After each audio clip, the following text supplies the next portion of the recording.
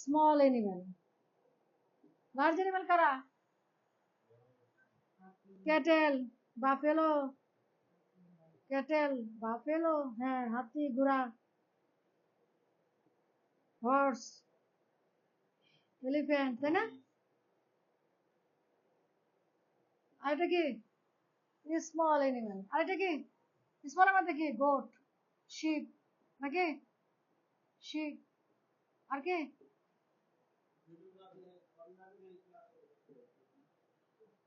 On করেন না।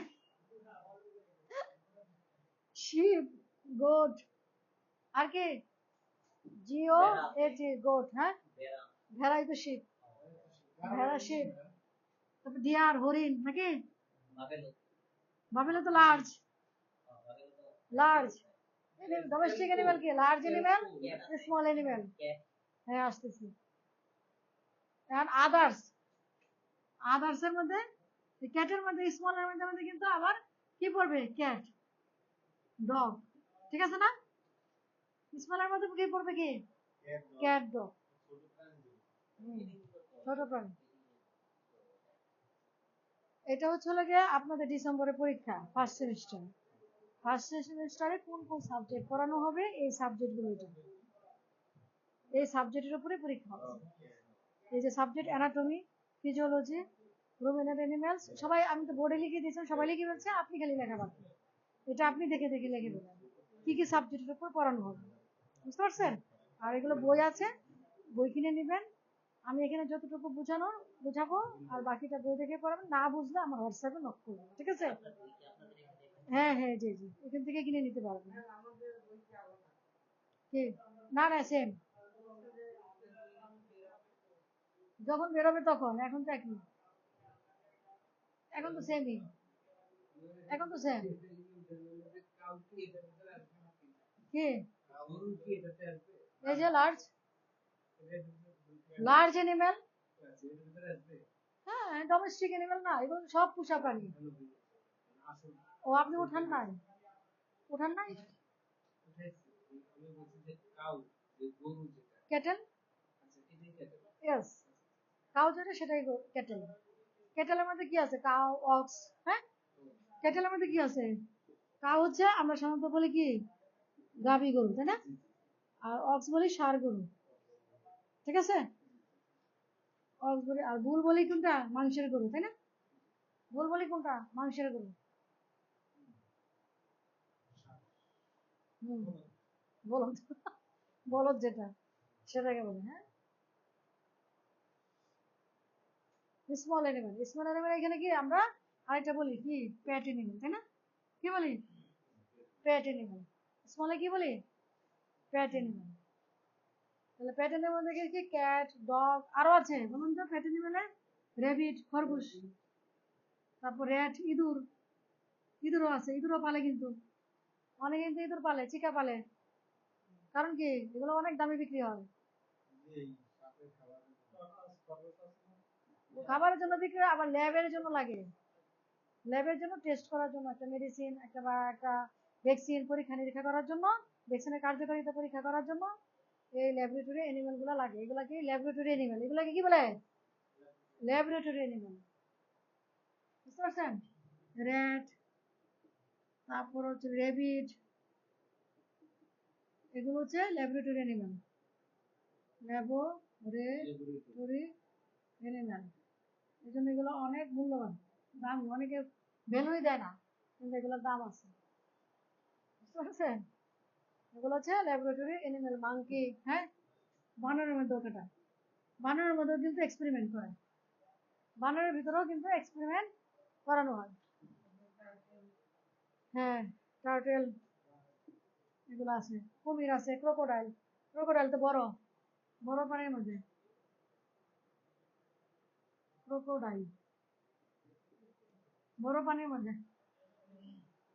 হুম? এছাড়া আরো কি আছে? এছাড়া আরো কিছু প্রাণী আছে না? Dog, cat, sheep, deer, rabbit, rat, domestic animal. কার কার মাথায় ঢুকে নাই বলেন? কার কার মাথায় ঢুকে নাই? এগুলো ঢুকছে? এগুলো সহজ বলতে পারেন না তো।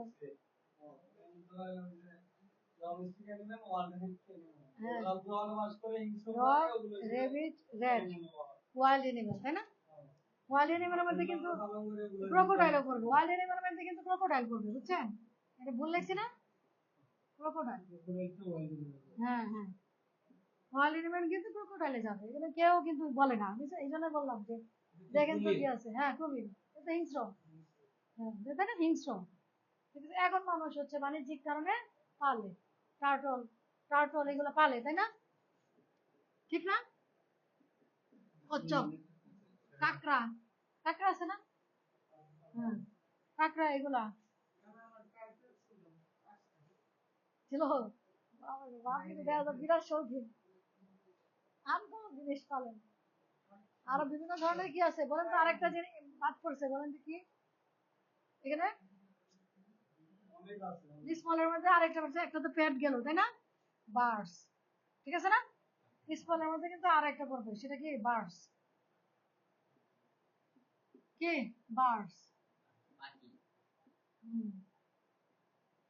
পাখি পড়বে। আচ্ছা, এটা কেটে দিই, তাহলে আমি ভালো করে লিখতে পারবো, নাহলে আবার হিজিমিজি হয়ে যাবে। আমি একটার ভিতর দিয়ে আরেকটা লিখে ফেলি, পরে হিজিমিজি হয়ে যায়।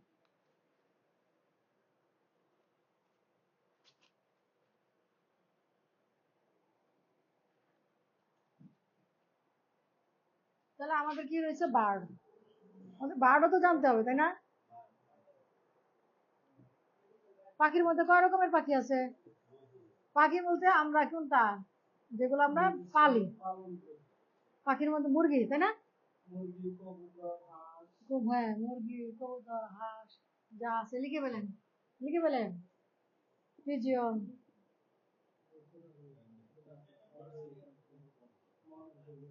এইখানে মুরগির মধ্যে এগুলোর মধ্যে আবার পার্থক্য আছে না?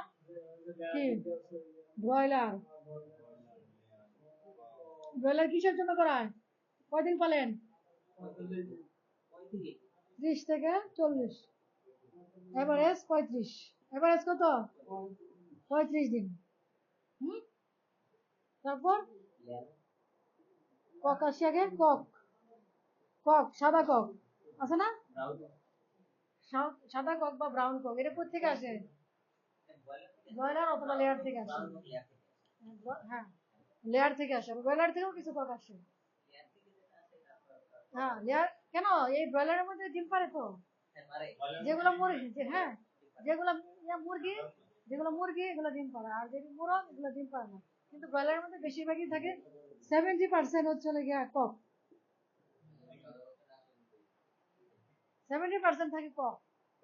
হ্যাঁ, ব্রয়লারের 70% কক থাকে। এই জন্য জিজ্ঞেস করে, যেন ব্রয়লার হ্যাচারি থেকে বাচ্চা নেয় তখন বলে কি মুরগি কয় পার্সেন্ট, মোরগ কয় পার্সেন্ট জিজ্ঞেস করে নেয়। কারণ বেশি কক হলে, বেশি মুরগি হলে বাড়বে না, ওজন বাড়বে না। কক হলে দ্রুত ওজন বাড়বে। বুঝতে পারছেন? কারণ কি? কারণটা তোমার জানতে হবে নাকি? কারণ কি? হ্যাচারি থেকে আমি যখন নিব তখন একদিনের বাচ্চা, এটাকে কি বলে? একদিনের বাচ্চাকে কি বলে? ডক। ডক মানে কি? ডে ওল্ড চিক। হ্যাঁ, লেখেন, পরে তো ব্রেনে থাকবে না। ডে ওল্ড চিক। বিদেশি মুরগি পালবেন বিড়ালের সাথে সাথে, বিদেশি অনেক সুন্দর সুন্দর। এক মুরগির দামে 40,000 টাকা, 1 লাখ টাকার মুরগি আছে। কালো মুরগি, হ্যাঁ, পটিগুলো বন্ধ করে মুরগি। হ্যাঁ হ্যাঁ, মাথায় রাখবেন আর কি, ভবিষ্যতে নিজের বাড়ি যখন হবে উঠোনে রাখবেন সব বিদেশি জাতের মুরগি।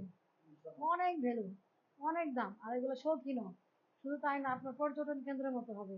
মনে করেন আপনার জায়গায় এখানে কেউ ভিজিটে আসলো, অথবা কোনো সিনেমায় শুটিং স্পট পড়ে গেল, সিনেমার মধ্যে মিল পড়ে গেল যে এরকম বিদেশি মুরগি কিছু থাকে, তখন আপনার স্পটে পাঠাই দিন, আপনি পয়সা পাবেন।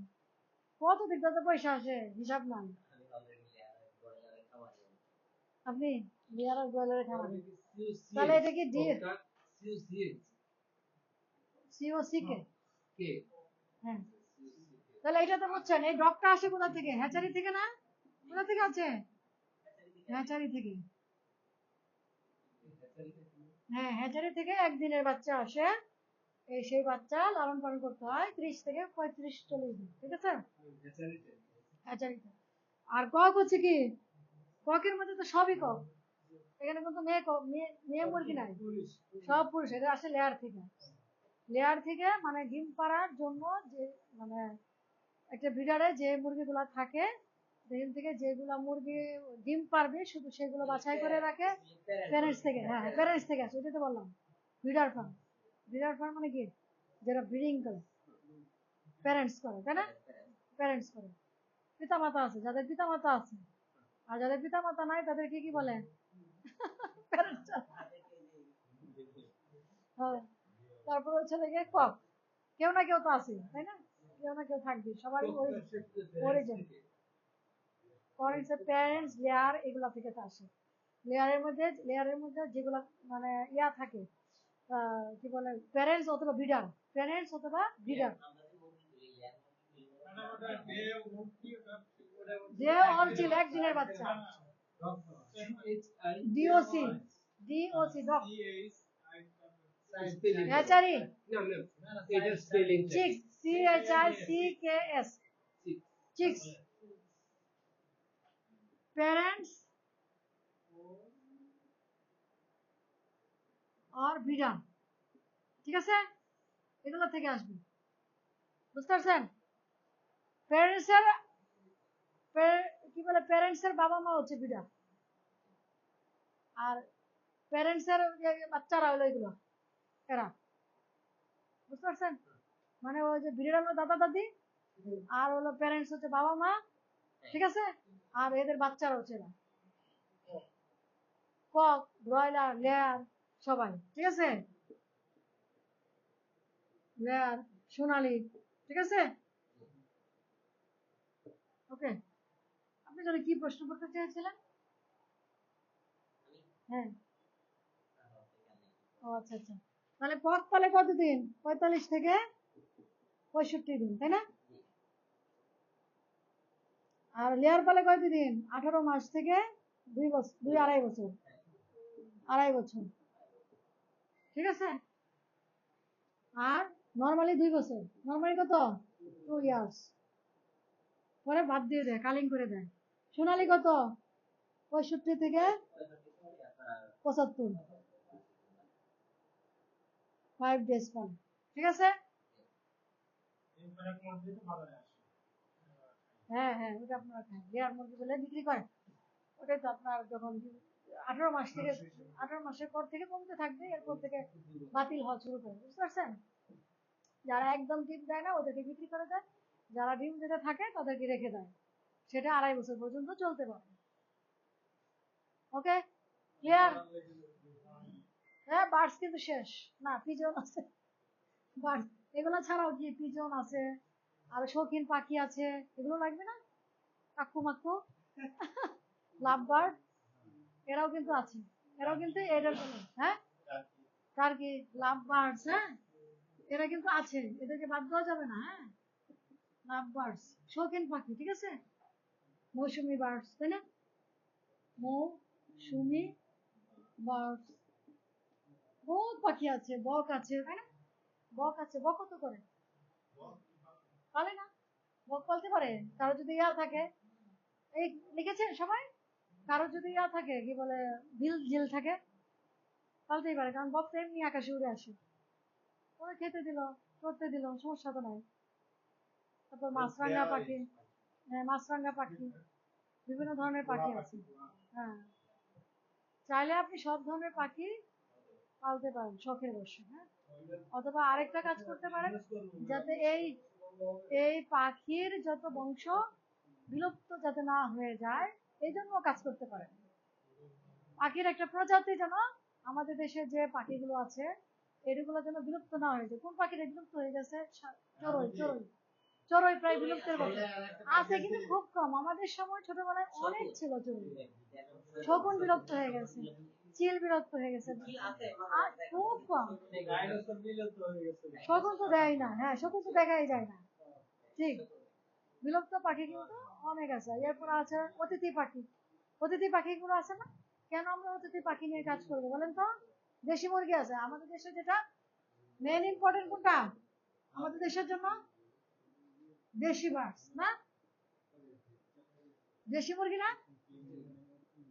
দেশি বার্ডস। এটাকে বলে ব্যাকইয়ার্ড। কি বলে? ব্যাকইয়ার্ড। এই যে শুনুন কথা বলে, ব্যাকইয়ার্ড পোল্ট্রি। কি বলে? হ্যাঁ, এটা নিয়ে খুব ছিল কত 2007, 8, 9, 10-এর দিকে বার্ড ফ্লু ছিল। যখন বার্ড ফ্লু ছিল তখন এই ব্যাকইয়ার্ড পাখি আর অতিথি পাখি এগুলো নিয়ে কিন্তু আমাদের অনেক আলোচনা হয়েছে, অনেক সেমিনার মিটিং হয়েছে। কারণ এদের মাধ্যমে কি হয়, রোগ ছড়ায়। লেয়ার ব্রয়লার ফার্মে, ইন্ডাস্ট্রিয়াল ফার্মে কি ভাইরাস, বার্ড ফ্লু ভাইরাসটা ছড়ায়। এই জন্য এদের সম্পর্কেও কিন্তু আমাদের ধারণা রাখা উচিত।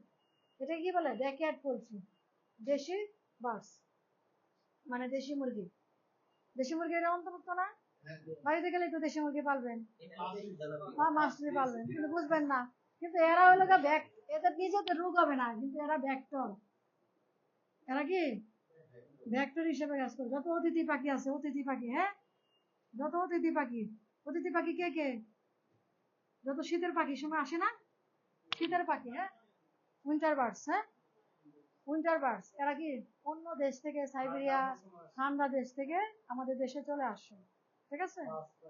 হ্যাঁ, আমাদের দেশ থেকে রোগ, এরা হচ্ছে ব্যাকটেরিয়া। হ্যাঁ, রোগগুলো ছড়ায়। এই যে এদের এখানে ছড়ায়, এরা এদের কাছে ছড়ায়। এই জন্যই তো কি দেশি মুরগি এবং ব্রয়লার লেয়ার এগুলো কিন্তু একসাথে পালতে নাই, সবারকে আলাদা আলাদা ঘর করে দিতে হবে এবং দূরত্ব বজায় রাখতে হবে, প্রয়োজনে বাউন্ডারি করে দিতে হবে। কারণ কি এরা তো রোগের বাহক। হ্যাঁ হ্যাঁ, এরা তো রোগের বাহক, ক্যারি করবে, রোগ ক্যারি করবে। ও শরীরে রোগ দেখা দিবে না, কিন্তু ও ক্যারি করবে। ও আনন্দের ছলে খেতে যাবে, ফার্মে ঢুকে গিয়ে রোগ দিয়ে আসবে। দেখবেন যে পরের দিন সকালে ঘুম থেকে দেখবেন সব মরে সাপ, অথবা 3 দিনে সাপ। কি হবে? 3 দিনে সাপ। আদর করে খেতে দিচ্ছেন না, ঢুকতে দিচ্ছেন না, সব একদম সব। হ্যাঁ, সেফটি দরকার। হ্যাঁ, এই জন্য কি আলাদা আলাদা বাউন্ডারি দিতে হবে, শেডের পাশেও আলাদা আলাদা বাউন্ডারি দিতে হবে। দেশি মুরগি, হাঁস, ডাক আছে, তাই না? হাঁসও তো আছে নাকি? খুবই ইম্পর্টেন্ট। এখন তো হাঁসের খামার বেড়েছে তো অনেক, অনেক হাঁসের খামার হয়েছে। এখন হাঁসের ব্যবসা আছে না, খুব ভালো ব্যবসা পূর্বাচলে। হাঁসের রুটি, চালের রুটি, আর কি হাঁসের মাংস খুব চলে। হাঁসের ডিম, হ্যাঁ, শীতের সময় খুব চলে। শীতের সময় খুব চলে। শীতের সময় খুব চলে এটা। আর এখন তো সারা বছর পূর্বাচলে চলে। হাঁসটা পূর্বাচলে বেশি চলে। হ্যাঁ, 300 মিটারের দিকে খুব ভালো চলে। তাহলে কিন্তু হাঁসটাও কিন্তু আমাদের ইম্পর্টেন্ট সাবজেক্ট। এরা কিন্তু কি এইগুলো, এই হাঁসও কিন্তু বাহক। এই ব্রয়লার লেয়ার ফার্মে যত মুরগি আছে, এই মুরগির জন্য এরা, এই যে প্রতিবেশীরা ডেঞ্জারাস। এই যে প্রতিবেশী, এরা কিন্তু প্রতিবেশী এদের, বুঝছেন? খুবই ডেঞ্জারাস, খুবই মারাত্মক। আরো কিছু ডেঞ্জারাস আইটেম আছে, বলেন তো কি কি এনিম্যাল আছে? এগুলো ওয়াইল্ড এনিম্যাল। দুইটা তো বললামই, ইঁদুর, হ্যাঁ হ্যাঁ, বক বলেছি, ইঁদুর বলেছি, ইঁদুর বলেছি। আর বাকি কি? বেজি, বেজি আছে। তারপর আর কি কি যেন আছে? হ্যাঁ, শিয়াল, শিয়াল আছে, ফক্স, হ্যাঁ, এগুলো এগুলো কিন্তু ভেক্টর। হ্যাঁ, ফক্স, শিয়াল, স্কুরেল, SQUIRREL, স্কুরেল। আর কি আছে? বাদুর, বাদুর, বাদুর, হ্যাঁ, বাদুর, হ্যাঁ, ব্যাট, ব্যাট, বাদুর, হ্যাঁ, বাদুর। এরা কিন্তু ভাইরাস ছড়ায়। এই যে খেজুরের রসে গিয়ে মুখ দেয়, শীতের সময় গিয়ে আরামসে মুখ দেয়, আর সেই রসকে মানুষ নিপা ভাইরাসে মারা যায়, নিপা ভাইরাসে মারা যায়। তারপর কি ভেটেনারি, সব রোগের কারখানা হলো ভেটেনারি নাকি? ঠিক আছে? এই যে এরা, এদেরকে আমাদের কেন জানতে হবে? কারণ এরা তো এই অ্যানিমালদেরকে আক্রমণ করে, এর বাহক হিসেবে কাজ করে। এই জন্য এদেরকে আমার জানতে হবে। কারণ হচ্ছে লার্জ অ্যানিমালকেও আক্রমণ করে, স্মল অ্যানিমালকেও আক্রমণ করে, পাখিরেও আক্রমণ করে, সবাইকে কি আক্রমণ করে এরা। এরা হচ্ছে ব্যাকটেরিয়া হিসেবে কাজ করে। শিয়াল, বেজি, বাদুর, হ্যাঁ, ইঁদুর, ইঁদুর, তারপরে চলে যায় আরো কি বিভিন্ন ধরনের অতিথি পাখি, দেশি পাখি, দেশি মুরগি, এগুলো সবাই কি ভেক্টর হিসেবে কাজ করে। অতএব এদিকে ইঁদুর, ইঁদুর তো খুব মারাত্মক আকারে ফার্মে ফিট রাখে, ফার্মের ঘরের শেডের ভিতরে ইঁদুর যাবেই। অতএব ইঁদুরকে প্রোটেকশন দেওয়ার জন্য যা যা করার এগুলো করতে হবে। ইঁদুর কোনোভাবেই ঢুকানো যাবে না। ইঁদুর ঢুকলে কি হবে? এই যে অ্যানিমাল গুলা ঢুকবে, কারণ কি এরা জোনোটিক ডিজিজ ছড়ায়। এই যে ছড়াচ্ছে না অ্যানিমাল থেকে মানুষে, মানুষ থেকে অ্যানিমেলে, আবার অ্যানিমাল থেকে অ্যানিমেলে ছড়াচ্ছে না, একে কি বলে? Zoonotic disease. এটাকে কি বলে? জোনোটিক জোনোটিক ডিজিজ বলে। কি ডিজিজ বলে? তাহলে জোনোটিক ডিজিজ। তাহলে আমরা কিভাবে বুঝবো যে এই রোগটা কোথা থেকে আসছে? হিস্ট্রি যদি না জানি। একটা রোগ ডায়াগনোসিসের মেন শর্ত কি? ইতিহাস, হিস্ট্রি। হিস্ট্রি জানতে হবে যে এটা আসলো কোথা থেকে। তাহলে আমি যদি ভেক্টর সম্পর্কে না জানি তাহলে আমি জানবো? এরপরে তো আরো ভেক্টর আছে, বলুন তো কি? মশা, মাছি, উকুন, লাইস, আঠালি, হ্যাঁ, আদার্স। এগুলো আমরা কি বলবো? আদার্স। এগুলো পড়বে কোথায়? আদার্স এর মধ্যে। ওই জন্য বিড়ালের জীবন দেয়, কুকুর, আঠালি। কুকুরের জন্য না, কি বিপদ উকুন আর মাইটের জন্য। মাইটস, হ্যাঁ, মাইটস। তারপর আঠালি, লাইস, মাইটস, আর কি আছে? টিক্স, ভুলে যাই। টিক্স, এগুলো সবই কি ডেঞ্জারাস ভেক্টর। ও মশা, মসকিউটো, মশা ছড়ায় না? তারপর ফ্লাই, মাছি, ককরোচ, তেলাপোকা, এরা কি ভেক্টর হিসেবে কাজ করে। শামুক, স্নেল। শামুক কি কৃমি ছড়ায়? কলিজা কৃমি। কলিজা কৃমির জন্য দায়ী কি? শামুক। এগুলো না বললে আপনার সিদ্ধান্ত থেকে, ঠিক আছে? এগুলো হচ্ছে, হ্যাঁ, স্নেল, SNAIL, স্নেল, শামুক। ইয়েস, শামুকের মাধ্যমে কলিজা কৃমি হয় এনিমেলে, গরু। তারপর টিক্সের মাধ্যমে, তারপর মশার মাধ্যমে কি হয়? ম্যালেরিয়া, কালাজ্বর, তারপর ফিলেরিয়া, বেবিসিওসিস, হ্যাঁ, ফিলেরিওসিস, বেবিসিওসিস, এগুলো হয়। হ্যাঁ, প্রস্রাবের সাথে যে রক্ত আসে, এগুলো সব। আর এটা কি বলছেন? অ্যানাপ্লাজমোসিস। কি বলছেন? টাইফয়েড, ডিপথেরিয়া, এগুলা কিন্তু দায়ী এগুলোর জন্য। টাইফয়েড, ডিপথেরিয়া, হ্যাঁ, জুনোটিক ডিজিজ বলে। যখন এনিম্যাল থেকে মানুষে, মানুষ থেকে এনিম্যালে ছড়ায়। কারণ এই মশা, মাছি, তারপরে চলো এই পোকা, এগুলো কিন্তু মানুষেরও আছে, শরীরেও বসে, এনিম্যালের শরীরেও বসে না? রক্ত খাচ্ছে না? কার শরীর থেকে আসছে আপনি জানেন? এনিম্যালের রক্ত খেয়ে আপনাকে খেতে পারে। তাহলে এনিম্যালের রোগটা আপনার শরীরে ছড়াই দিবে, ঠিক কিনা? হ্যাঁ, তাহলে এটা কি হবে? Genetic disease. ক্লিয়ার? এটুকু ক্লিয়ার তো? তার ভিতরে আমার একটু প্রশ্ন, একটা শিওর। রয়েছে হ্যাচারি আর হলো যে প্যারেন্টস এর যে হিসাবটা, হ্যাঁ, এখানে যে হ্যাচারি থেকে যেটা আসে আর এই যে হ্যাচারি প্যারেন্টস থেকে যেটা আসে, এটা মানে এটা হ্যাচারি সবই প্যারেন্টস থেকে, সব সব প্যারেন্টস। আর হ্যাচারি হচ্ছে লাগে যারা ডিম ফোটায়, ডিম থেকে ডিম ফুটিয়ে বাচ্চা তুলে, ডিম থেকে বাচ্চা তৈরি করে, ইনকিউবেটরে বাচ্চা ফোটায়। হ্যাচারি হচ্ছে, হ্যাচারি এক কথাই দেখতে আমরা, হ্যাচারি এক কথা হচ্ছে লাগে ডিম ফোটানোর কি জায়গাটা, যেখানে ডিম থেকে বাচ্চা ফোটায়, একদিনের বাচ্চা। হ্যাচারি মানে হচ্ছে যেখান থেকে ডিম থেকে বাচ্চা ফোটায়, যেমন মাছের হ্যাচারি, মাছের ডিম থেকে বাচ্চা ফোটায়। হ্যাঁ, এটা আরেক জিনিস, আলাদা জিনিস। ডিম থেকে বাচ্চা, কৃত্রিম পর্যন্ত ওই ডিম থেকে ভাবে ফোটানো, ওটা তো স্পার্ম, ওটা তো ভ্রূণ। হ্যাঁ, ওটা তো স্পার্ম দিচ্ছে, মেলের স্পার্মটা দিচ্ছে, ষাঁড় গরুর স্পার্মটা ঢুকাই দিচ্ছে। আর এখানে চলে যায় নিষিক্ত ডিম, নিষিক্ত ডিমটাকে ফুটানো হচ্ছে, ফুটিয়ে এক ধরনের বাচ্চা। এখানে ডিম কি ওই নর্মাল ডিম ফুটবে, লেয়ার মুরগির ডিম ফুটবে না, নিষিক্ত ডিম হইতে হবে, যেখানে কি হবে? ছেলে মুরগিও আছে, মেয়ে মুরগিও আছে। আপনি বললেন এখানে আপনার দাদা দাদি থেকে শুরু এইভাবেই করতে হয়। হ্যাঁ, হ্যাঁ, তারপরে মাদার স্টক, তারপরে আস্তে আস্তে এই সিস্টেমের মাধ্যমে আসছে। কারণ হচ্ছে আমাদের যে হ্যাঁ, বাজারে গুলি কিন্তু পাওয়া যায়, এগুলি তো কখনোই করবো না, না, কারণ এটা সিস্টেম আছে, যার কারণে এটা হ্যাচারি। না, এই জন্য তো হ্যাচারি। হ্যাচারির সিস্টেম কি? হ্যাচারিতে মুরগি বসিয়ে যেটা ডিম ফোটানো, ওটা তো আরেক সিস্টেম, ওটা প্রাকৃতিক সিস্টেম, এটা তো ন্যাচারাল সিস্টেম, আর এটা হচ্ছে আর্টিফিশিয়াল। হ্যাচারিটা হচ্ছে আর্টিফিশিয়াল, এখানে আমাদের এগুলোর ভিতরে আর্টিফিশিয়াল হ্যাচিং। আর্টিফিশিয়াল এর ভিতরে কি কি আছে? আর্টিফিশিয়াল হ্যাচিং এটা কি? যেমন মাছের ডিম ফোটায়, লেয়ার মুরগির ডিম ফোটায়, লেয়ার বাচ্চা তোলার জন্য ডিম ফোটায়, তারপর ব্রয়লার বাচ্চার জন্য ডিম ফোটায়, সোনালির জন্য সোনালির ডিম হলে সোনালির ডিমের বাচ্চা ফোটাবে, আলাদা আলাদা সব।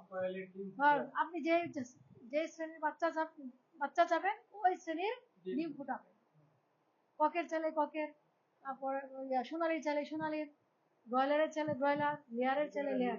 টাইম আছে যে এত টাইমের মধ্যে হবে কয়েক ঘন্টা? ওই একই প্রাকৃতিক যা তাই 21 দিন, 21 দিনে। আর হলো হাঁসেরটা 28 দিন একই,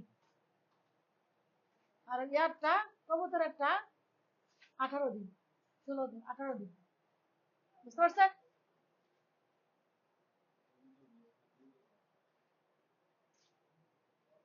এই যে হ্যাচারি যে প্রশ্নটা বললেন, হ্যাঁ,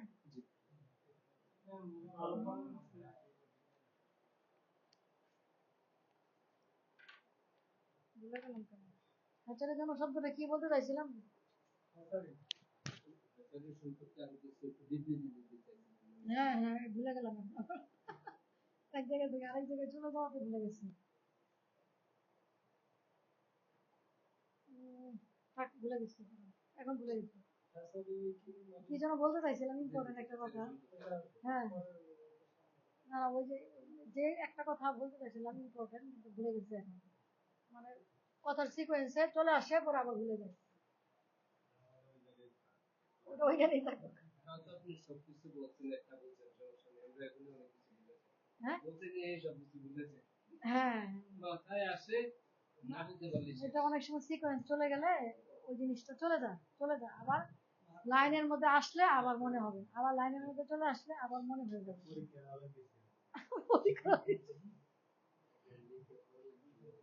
এখন আমরা কিন্তু অ্যানিমেল কিন্তু বুঝে গেছি, তাই না? আপনি যে বললেন এখন হ্যাঁ, ডিসেম্বরে আমাদের পরীক্ষা বা একটা ই দিলেন, যেমন আমরা তো, যেমন আমি 6 মাসের জন্য আমি যেমন প্যাটার্নে গরুর বিষয়ে পড়াশোনা করবেন। গরুর বিষয়ে আমি কিছু জান পাইছি, কিছু মৌলিক যে ধারণা কি এগুলো ধারণা আছে। গরু ছাগল, হ্যাঁ গরু ছাগল। আর এখন যদি মানে এটা আমার এর থেকে বলতেছি, যদি যেমন ওই যে আদার্স অনেক কিছু তো আসলে বুঝা কঠিন, ওটা তো পড়াবো না এখন, যে আমরা তো এটা জাস্ট চলে গিয়া অ্যানিমেল বলতে কি বোঝায় এই জিনিসটা বোঝানোর জন্যই, মানে অন্তত ক্লাসিফিকেশনটা তো নলেজে থাকা আর দরকার। এটা আপনি বললেন যে আর আমরা ডিসেম্বরে যেভাবে পরীক্ষা বা একটা ধারণা দিলেন, কিন্তু আমার বাসায় পড়বেন না, জি বাসায় পড়বেন না, অবশ্যই, কারণ আমার তো দরকার, তাই না? আমি এই জন্যই আসছি, আমি আসছি কি আপনার মনোবৃত্তি থেকে, মনোবৃত্তি থেকে আসছে। মনোবৃত্তি থেকে আসছি, তাহলে তো দূর থেকে আমি কেন আসলাম? হ্যাঁ, আমার কথা হচ্ছে যে আমি গরু ছাগল বা আদার্স যে আপনি বড়ই করবেন, এই বিষয়টা নিয়ে ওগুলো কেন পড়াইলাম? একটা কোর্স করতে, মানে জাস্ট আমি 6 মাসের জন্য একটা হ্যাঁ, গরু কেন পড়াইলাম বলেন? জি এনিমেল যে অন্যান্য যে আদার্স এনিমেল পার্টস গুলো কেন পড়াইলাম? কারণ ওই যে জেনেটিক ডিজিজ আছে, একটু ধারণা কারণ হচ্ছে এই ভেক্টর গুলো যদি আপনি পরিচিত না হন, এই ভেক্টর গুলো যে এনিমেলে, লার্জ এনিমেলে রোগ তৈরি করতেছে, স্মল এনিমেলে রোগ তৈরি করতেছে, তো কিভাবে তৈরি হলো তাদেরকে যদি আপনি চিনিয়ে নি না। হ্যাঁ, এদেরকে চিনানোর জন্য আলাদা শেড, আলাদা শেড, আলাদা বাউন্ডারি, বাউন্ডারি আলাদা দিতে হবে, সবকিছু আলাদা দিতে হবে, ঠিক আছে? তাহলে একসাথে তো হবে না, বাউন্ডারি। আবার দুতলা করতে পারেন, উপরে মুরগি, নিচে গরু, নিচে মাছ। হ্যাঁ, ও আবার উপরেও করা যায়, তালাও করা যায়, এখন তো গরুর তালাও আছে, 10 তলা, 10 তলায় গরু পালে, হ্যাঁ ছাগলও পালে, 10 তলায়। হ্যাঁ, গরু পালে, তো বাংলাদেশি তো আছে মোহাম্মদপুরে। হ্যাঁ হ্যাঁ হ্যাঁ, তাহলে এখন আমরা করবো কি, এখন আমরা যতগুলো এনিমেল বলছি সবারই কিন্তু একটা নির্দিষ্ট আকৃতি আছে, সবার নির্দিষ্ট একটা আকৃতি আছে না? তাহলে আমি কিভাবে চিনলাম এটা গরু, এটা ছাগল, এটা বিড়াল? একটা একটা আকৃতি আছে, একটা ফ্রেম আছে, তো যেমন এই রুমটার একটা ফ্রেম আছে, কি এখানে কয়টা পিলার আছে, উপরে একটা সিলিং আছে, নিচে ফ্লোর আছে, কয়টা পিলার আছে, ইটের গাঁথনি আছে, তাই না? তাহলে আমরা তাহলে একটা এনিমেলেরও তো কি একটা গাঁথনি আছে, একটা ফ্রেম আছে না, আবার ফ্রেমের উপরে একটা গাঁথনি আছে। ফ্রেমটা কি কঙ্কাল, ফ্রেমটা কি কঙ্কাল, তার উপরে কি মাংস, মাংস না, তারপরে তার উপরে চামড়া কাভারিং। তাহলে এরকম এরকম বিল্ডিং এর কি ইট, ইটের প্রত্যেকটা কি সিমেন্ট বালু এগুলো দিয়ে প্লাস্টারিং করছে, তার উপরে রং দিচ্ছে, তারপর সৌন্দর্য প্রকাশ পাইছে, তাই না? এই চামড়াটা মনে করেন রং, এই রংটা কি আমাদের চামড়া, এনিমেলের চামড়া, তাহলে পরিপূর্ণ হলো না? তাহলে সেই এই গঠনটা কি অ্যানাটমি, এই গঠনটা কি অ্যানাটমি, বুঝতে পারছেন? এখন যা যা অঙ্গ প্রত্যঙ্গের নাম বললাম, হ্যাঁ, ইট রড সিমেন্ট, এদের প্রত্যেকের আলাদা আলাদা কাজ আছে না? হ্যাঁ, সবাই কি ইটের কাজ ইট করে, সিমেন্টের কাজ সিমেন্ট করে, তাহলে মাংসের কাজ মাংস করবে, ব্লাড ভেসেলের কাজ ব্লাড ভেসেল করবে, হার্টের কাজ হার্ট করবে, লিভারের কাজ লিভার করবে, তাই না? তাহলে এদের প্রত্যেকের কিন্তু আলাদা আলাদা কাজ আছে। তাহলে এর অ্যানাটমি এবং ফিজিওলজি দুটো একসঙ্গে চলবে। অ্যানাটমি ফিজিওলজি কি একসাথে চলবে। কেন? আমি যখন একটা সিস্টেম পড়াবো তখন কিন্তু আমি তার কাজ বলবো। যেমন মনে করেন একটা লিভার, কলিজা, কলিজা কি একটা অর্গান, লিভার, লিভার এটার অ্যানাটমি কি, অ্যানাটমি কি কলিজাটা দেখতে কেমন, এটার কালার কেমন, এটার সাইজ কেমন, এটার শেপ কেমন, এটা হ্যাঁ, এটা লোকেশন কোন দিকে, ডান দিকে নাকি বাম দিকে, শরীরের ডান দিকে না বাম দিকে, ঠিক আছে?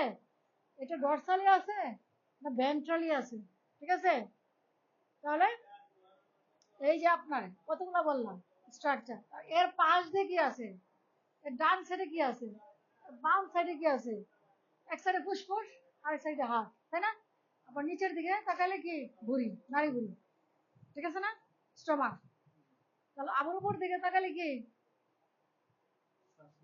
শ্বাসনালী, ফুসফুসের শ্বাসনালী। তাহলে দেখেন এই সবটাই হচ্ছে অ্যানাটমি। গঠনের যে হ্যাঁ, গঠনের যে বর্ণনা আলোচনা, এইটাই হচ্ছে অ্যানাটমি। আর ফিজিওলজিটা হচ্ছে এই যে লিভার কিভাবে কাজ করে, লিভার কিভাবে কাজ করে, হ্যাঁ, লিভারের কাজটা কি, যেমন হরমোন তৈরি করে, এনজাইম তৈরি করে, ডাইজেশনে সাহায্য করে, হ্যাঁ, সহযোগী অর্গান।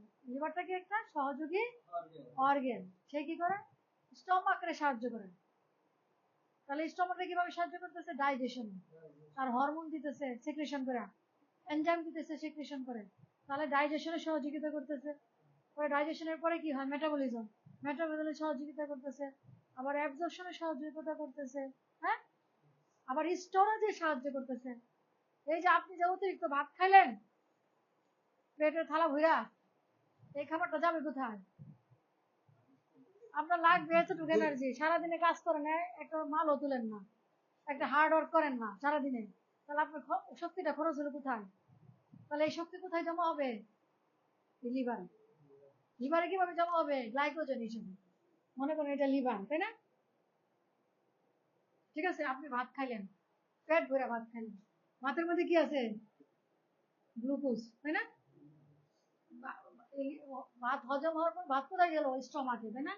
স্টমাকে, ধরেন এটা এখানে স্টমাক, স্টমাকে ডাইজেশন হবে, হজম পরিপাক হবে, তারপর হচ্ছে অ্যাবজর্পশন হবে, অ্যাবজর্পশন হয়ে ব্লাড ভেসেল দিয়ে চলে যাবে কোথায়? লিভারে, হ্যাঁ, ব্লাড ভেসেল দিয়ে কোথায় যাবে? লিভার। আবার লিভার কি করবে? ওরে হেল্প করবে, ওরে হেল্প করবে বিভিন্ন হরমোন এনজাইম দিয়েছে, তাড়াতাড়ি করে ভালো করে এনজাইম ইয়া করো, ডাইজেশন করো, ভালো করে পরিপাক করো, যাতে ভালোভাবে অবজর্পশন হয়, হ্যাঁ, তাহলে পুষ্টিটা নিবে সে, ঠিক আছে, পুষ্টি উপাদানটা সে নিবে। যখন দেখলো যে গ্লুকোজ কি তৈরি হবে, গ্লুকোজ, তাই না? এরপরে কিন্তু এই গ্লুকোজ ব্যবহার হলো না, আপনার শরীরে আপনি কোনো কাজ করলেন না, গ্লুকোজ বের হলো না, তাহলে গ্লুকোজ যাবে কই? আপনি ছোটবেলায় ছিলেন শুকনা লিকা, সারাদিন ধরাইতেন এইভাবে লাফাইতেন, এইভাবে লাগাইতেন, আপনি যা খাইতেন সব সব তৎক্ষণে ইউজ হয়ে যেত, হ্যাঁ, সারাদিন লাফাতেন, তাহলে সব তৎক্ষণে কি ইউজ হয়ে যেত। আর এখন যা খান খালি পয়সা পয়সা খান, পয়সা পয়সা পয়সা খান, তাহলে আপনার ইউজই হয় না, তাই না? এই গ্লুকোজ মানে কি? এনার্জি, গ্লুকোজ মানে কি? গ্লুকোজ মানে এনার্জি, শক্তি, তাই না? শক্তি, তাপ, তাপ শক্তি তৈরি করে। হ্যাঁ, এই শক্তিটা তৈরি করে দেয়। শক্তিটা কিভাবে বুঝেন? যখন আপনি কাজ করেন, মনে করেন ওরে বললাম এখানে 3টা চেয়ার আছে, একসাথে উঠাই ফেললেন, আপনি উঠাই ফেললেন 3টা, আর ওরে বললাম ও উঠাইলো একটা, উনি উঠাইলো 2টা একসাথে, তাহলে শক্তি কার বেশি? ওটা। ওর শক্তি বেশি, এবং ওর শক্তি কি ইউটিলাইজ হয়েছে। ইউটিলাইজ হলে কি হবে? শক্তি রূপান্তর হয়, শক্তি আরো বাড়ে, শরীরের ভিতরে কি আরো সঞ্চয় হয়, ক্ষয় হয়, কিন্তু ক্ষয়ের মাধ্যমে আবার সঞ্চয় হয়, মানে শক্তি বেশি হয়। যেমন গ্রামের ছেলেরা কি খুব ডান পিটে থাকে না, ওদের সাথে শক্তি দিতে পারবেন? তারপরে বর্তমানে ভাববেন গাছে উঠে পড়ে লাভ পেলো, আপনি উঠতে পারবেন না, ঠিক আছে? তার মানে কি ওরা শক্তিটাকে ইউটিলাইজ করতেছে, যার জন্য শক্তি সংরক্ষণ হচ্ছে শরীরে, যার জন্য ক্ষয় হচ্ছে। ওর শরীর হলো লিকলিকা, আর আপনার শরীর নাদোষ নুদোষ, গুদ্দুস গুদ্দুস, ঠিক আছে? আপনারা দেখা যায় গুদ্দুস গুদ্দুস, গ্রামের বাড়িতে যান, কয়েকদিন নাচেন বসেন, দেখবেন যে আপনার জন্য হয়ে গেছে মুখ সুখ, ঠিক আছে না? তার মানে কি আপনার একটা ক্ষয় হয়েছে। তাহলে এই শক্তিটা কি এনার্জি হিসাবে বেরিয়ে যাচ্ছে, ঠিক আছে? আর কি আছে? আর অতিরিক্ত আপনি যদি খরচ না করেন, তাহলে সেটা কোথায় যাবেন? গ্লাইকোজেন কি হিসাবে জমা হবে? গ্লাইকোজেন হিসাবে কোথায় জমা হবে? এই যে লিভারে। আপনি যাই খান, খাদ্যের উপাদান কয়টা? 6টা। প্রোটিন ওই দিন তো পড়াইছে, তাই না? ফুড পড়াইছে না? এই 6টা উপাদানের যাই খান, যেমন কার্বোহাইড্রেট খেলে গ্লুকোজ গ্লাইকোজেন হিসাবে জমা হবে, গ্লুকোজ হচ্ছে ইউটিলাইজ হবে, ব্যবহার না হলে লিভারে জমা হবে। আর যদি প্রোটিন খান, তাহলে কি হবে? অ্যামিনো অ্যাসিড, একটাও ভালো না, অ্যামিনো অ্যাসিড। আর কি হবে? গ্লাইকোজেন। বুঝতে পারছেন? ফ্যাট খান, চর্বি খান, তাহলে কি হবে? Fatty acid. চর্বি খেলে কি হবে? ফ্যাটি অ্যাসিড, গ্লাইকোজেন, আর কি হবে? লাইপোজেন। লাইপোজেন এই হিসাবে জমা থাকবে। লাইপোজেন কোথায় জমা হবে? যেমন লিভার উপরে জমে, হার্টের উপরে, লিভার উপরে, পেটের উপরে জমে। জমে ফ্যাটি লিভার ডিজিজ। হ্যাঁ হ্যাঁ, ফ্যাটি লিভার হয়, এইভাবেই তো ফ্যাটি লিভার হয়। তার মানে কি খাবার ইউটিলাইজেশন হয়। প্রশ্ন করলে তো ভালো হয়, আমার একটু রেস্ট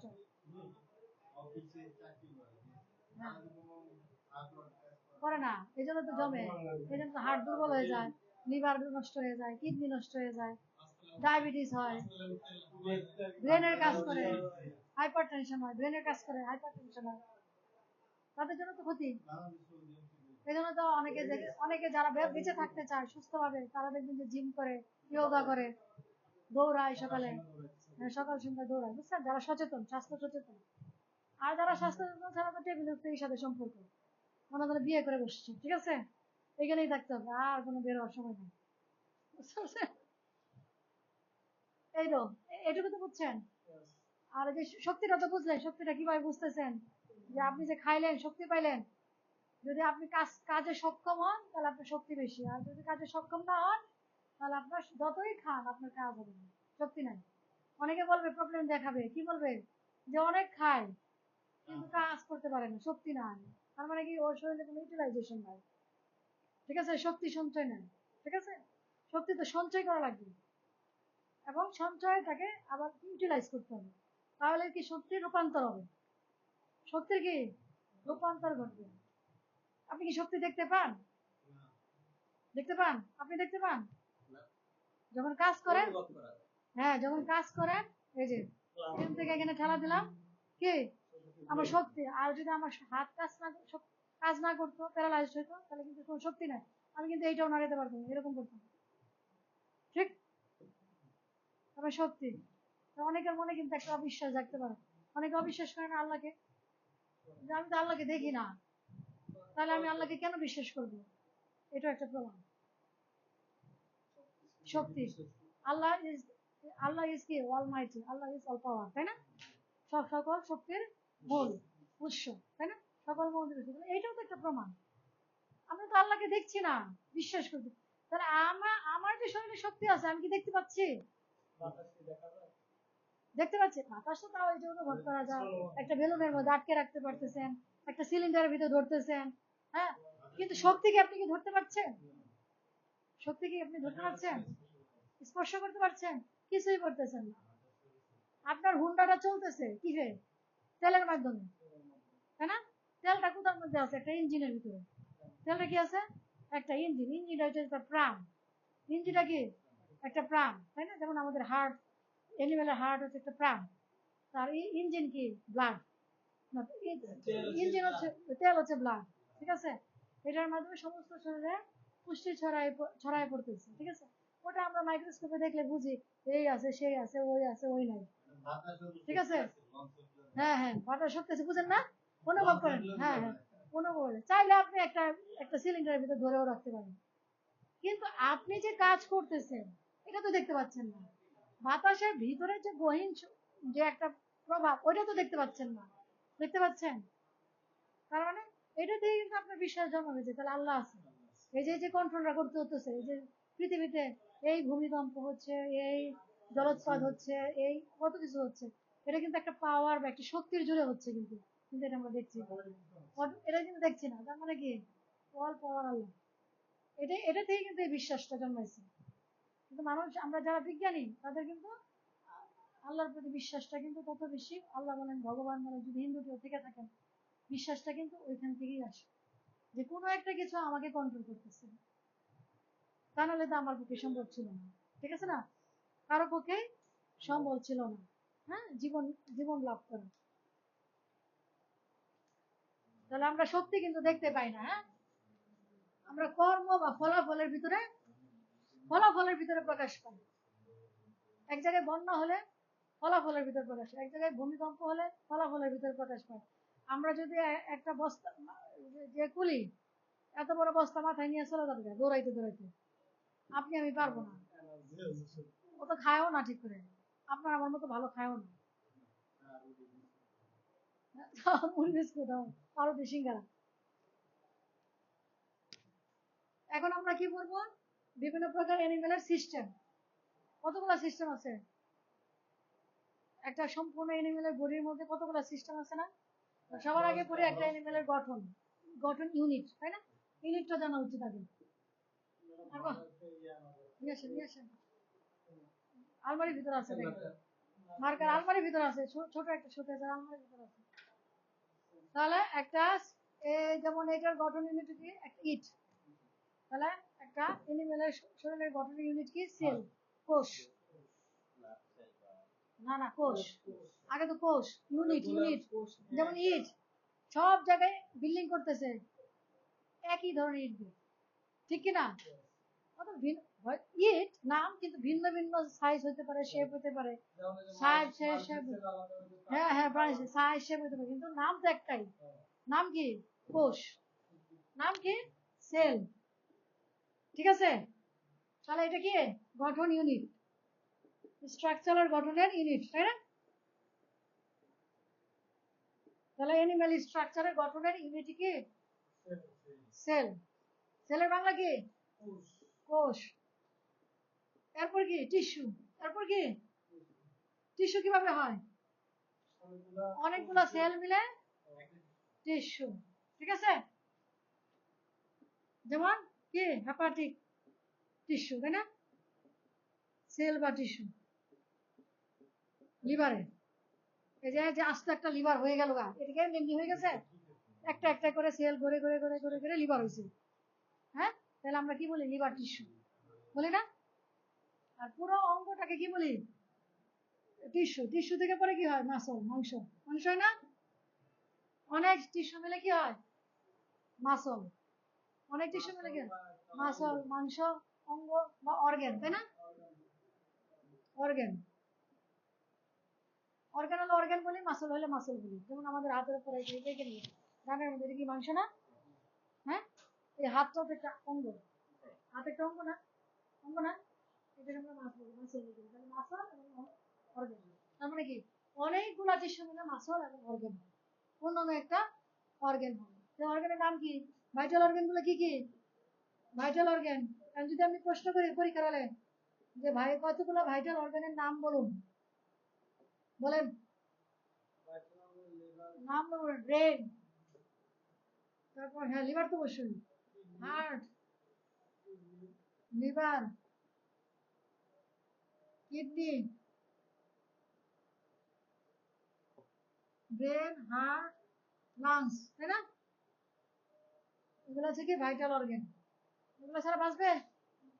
হ্যাঁ, একটা হাত না থাকলে বাঁচবে, একটা পা না থাকলে বাঁচবে, একটা কান না থাকলে বাঁচবে, চুল না থাকলেও বাঁচবে। কি বলেন? নাকের আগা কেটে গেলেও বাঁচবে, কি গান জিভ কেটে গেলেও বাঁচবে, বাঁচবে না? কিন্তু এগুলো ছাড়া বাঁচবে? বাঁচবে না, বাঁচবে না। তাহলে এগুলো কি ভাইটাল অর্গান? ওখানে আমি পরীক্ষা হলে প্রশ্ন করলাম, কিছু ভাইটাল অর্গানের নাম বলুন, বলতে পারবেন না? পড়ার ফাঁকে ফাঁকে কিন্তু প্রশ্ন বলে বলে দিচ্ছি, পড়ার ফাঁকে ফাঁকে কিন্তু প্রশ্ন বলে দিচ্ছি, বুঝতে পারছেন? পড়ার ফাঁকে ফাঁকে বলে দিব কি কি। তাহলে এখন তো বুঝছেন সেল, টিস্যু, অর্গান। তাহলে অনেকগুলো অর্গান মিলে কি হবে? সিস্টেম, তন্ত্র। হ্যাঁ, কি হবে? সিস্টেম, তন্ত্র। দেখছেন না? দেখছেন না? কেন? ভিডিও দেখবেন?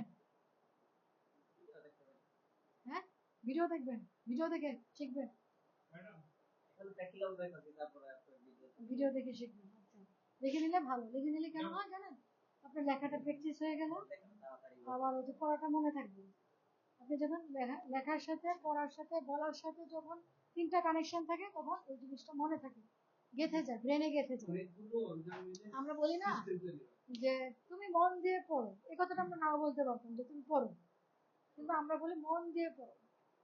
ঠিক আছে, মন দিয়ে পড়ো। তার মানে কি, আপনি যদি মন দিয়ে না পড়েন, ব্রেন দিয়ে কিন্তু কেউ পড়ে না। আমরা অনেক সময় বলি যে ব্রেন দিয়ে পড়ে, না না, ব্রেন দিয়ে পড়ে না, পড়ে হচ্ছে মন দিয়ে, হার্ট দিয়ে, দিল দিয়ে। চোখ, কান, নাক, মুখ, পঞ্চেন্দ্রিয় যখন এক হবে, তখনই আপনার পড়াটা হবে। বুঝতে পারছেন? চোখ, কান, নাক, মুখ যখন পঞ্চেন্দ্রিয় একসাথে এক জায়গায় সেন্ট্রালাইজড হবে, তখনই হবে মনে। ওটা কোথায় কাঁদবে? দিলে।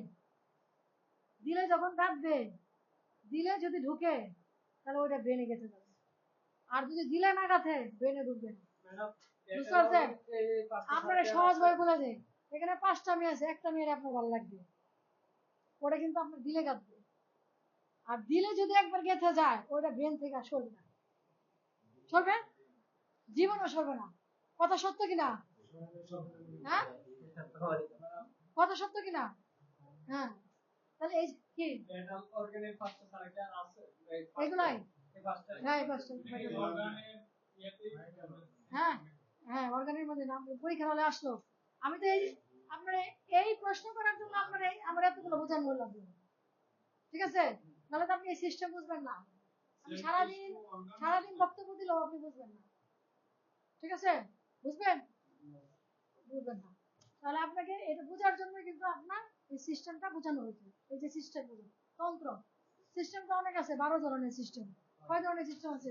10 থেকে 12 ধরনের, 10 থেকে 12 ধরনের সিস্টেম আছে, ঠিক আছে? তো 10 থেকে 12 ধরনের যে সিস্টেম আছে, এই সিস্টেমটা কিভাবে তৈরি হয়েছে আপনার জানা উচিত না? অনেকগুলো অর্গান মিলে, মাসল এবং অর্গান মিলে সিস্টেম তৈরি হয়েছে, ঠিক আছে? আবার মাসল অর্গান কিভাবে হয়েছে? অনেকগুলো টিস্যু একসাথে একসাথে হলো। আর টিস্যুর একক কি? সেল, ঠিক আছে? তাহলে আমার যদি এই জিনিসগুলো বুঝি, তাহলে আমার যে কোনো সাবজেক্ট বুঝতে সুবিধা না। প্রত্যেকটা অ্যানিমেলে, পৃথিবীতে মানুষ থেকে শুরু করে যত প্রাণী আছে, সবার গঠন এক। সে যদি একটা সেল নিয়ে হলো সে পৃথিবীতে আসছে, যেমন ভাইরাস, ব্যাকটেরিয়া, ইউনিসেলুলার, হ্যাঁ, একটা সেল নিয়ে আসছে। ফাঙ্গাস, তার ভিতরে কি আছে? নিউক্লিয়াস আছে। নিউক্লিয়াস নাও থাকতে পারে, না থাকলেও বিভিন্ন প্রকার অন্যান্য আইটেম আছে, নিউক্লিয়াস আছে, তাই না? রাইবোজোম আছে, ডিএনএ আছে, আরএনএ আছে, এক একজন এক একটা দিয়ে দিছে বেঁচে থাকার জন্য। বুঝতে পারছেন? বেঁচে থাকার জন্য এবং বংশবৃদ্ধি করার জন্য। আর সবসময় মনে রাখবেন, যে প্রাণী যত বড়, তার বাচ্চা তত কম। আর যে কম, আর যে প্রাণী যত ছোট, তার বাচ্চা তত বেশি। কারণ কি? তার মৃত্যুর হার বেশি। যেমন পিঁপড়া, এক পাড়া দিলেই সব শেষ, কিন্তু লক্ষ লক্ষ পিঁপড়া হয়ে যাবে। বুঝছেন? বুঝতে পারছেন? কারণ কি তার মৃত্যুর ঝুঁকি বেশি। হাতের বাচ্চা তো কমই এবং ওয়াইল্ড অ্যানিমাল আপনি কয়টা পাবেন? এখন মানুষ দেখেন কতগুলো। আর মানুষের চেয়ে পোকা মাকড় ভাইরাস ব্যাকটেরিয়ার অভাব নাই। কয়শো হাজার কোটি বছর ধরে এখনো টিকে আছে। টিকে আছে কিনা ব্যাকটেরিয়া ভাইরাস? ধ্বংস তো হয়ে যায়নি, ধ্বংস হয়ে গেছে। তাহলে যে যত ছোট তার বংশ বৃদ্ধি। একটা কুকুরের বাচ্চা দেবে টা আরো বেশি দেয়, 8টা 12টাও দেয়, 8টা 12টাও দেয়। খরগোশও 8টা দেয় একসাথে। আমার খরগোশ হয়েছিল একবার, এক খরগোশ আছে একসঙ্গে 8টা বাচ্চা দিয়েছে, বড় যন্ত্রণায় বাইরে ছেড়ে দিছে। একসাথে বাচ্চা দিছে, আমার খরগোশ দিছে, আমি একজনকে ছেড়ে দিছে, আমাকে দিয়ে দাও, আমাকে দিয়ে দাও, তুমি একটা নিয়ে আনো। মা আদর করে নিয়ে আসছি, মেয়ে আর ছেলে। ও মা আমার 1 মাস মধ্যে 8টা বাচ্চা দিছে। আমি এগুলো কিভাবে রাখবো? একটা মেডিসিন ছিল ফেলে দিছিলাম না, ওইটা বাথরুমে রেখে ওটা রাখতাম, দেখি যে এর উৎপাদন শেষ। তখন আমি ভার্সিটি করি, ইউনিভার্সিটি করি। পরে পরে পুরো মেডিসিন সব বের করে দিয়েছে। যা যেখানে বলছে সেখানে চলে যা। মানে এগুলো পালাও তো কষ্টকর, কঠিন ব্যাপার। বাচ্চা তো অনেক বাচ্চা দেয়। হ্যাঁ অনেক বাচ্চা দেয়, কুকুরও তো অনেকগুলো বাচ্চা দেয়, 12টা 16টাও বাচ্চা দেয়। কি কয় বাচ্চা দেয়? ওলান কয়টা কুকুরের? ওলান কয়টা? 8টা 8টা 8টা 8টা ওলান হলে তাহলে মিনিমাম তো 8টা বাচ্চা, তাহলে 12টা দিলে সমস্যা করি।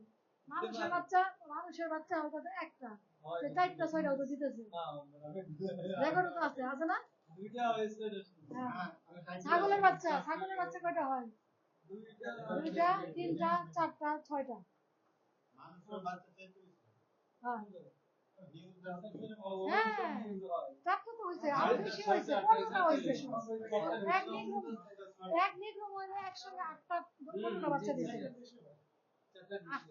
8টা 15টাও দিচ্ছে। কিভাবে এত বাচ্চা হলো? 100 বাচ্চা। হ্যাঁ 100 বাচ্চা একবারে সে 8টা 10টা বাচ্চা দেয়, 16টা বাচ্চা দিচ্ছে। তাহলে ওর 100 বাচ্চা তো কয়দিন লাগবে? বেশি দিন লাগবে না তো, যদি 18 বছরে বিয়ে হয়, 16 বছরে বিয়ে হয়। ওটা হলো এক্সট্রাঅর্ডিনারি ক্যাপাসিটি, এটা হলো এক্সট্রাঅর্ডিনারি ক্যাপাসিটি, তাই না? এখন আমরা কি এটা ক্লিয়ার? সবাই লিখে নিছে? Hepatic cell, liver cell. Hepatic cell হচ্ছে লিভার সেল, লিভার টিস্যু। হ্যাঁ লিভার সেল বা লিভার টিস্যু, ঠিক আছে? অনেকগুলো সেল মিলেই তো একটা অর্গান লিভার। তো পুরোটাকে আমরা কি বলবো? টিস্যু। আর একটাকে বলবো সেল, ঠিক আছে? আলাদা আলাদা একটা একটা করে বলবো সেল, আর অনেকগুলো মিলে হলে বলবো টিস্যু, আর পুরোটা মিলে বলবো অর্গান। হ্যাঁ আর সিস্টেমের মধ্যে থাকলে বলবো সিস্টেম। সব হ্যাঁ যত অর্গান আছে, যেমন স্টোমাক, ইন্টেস্টাইন, ব্রেন, না ব্রেন না, ওটা তো ডাইজেস্টিভ সিস্টেম বলতে কথা বলছি।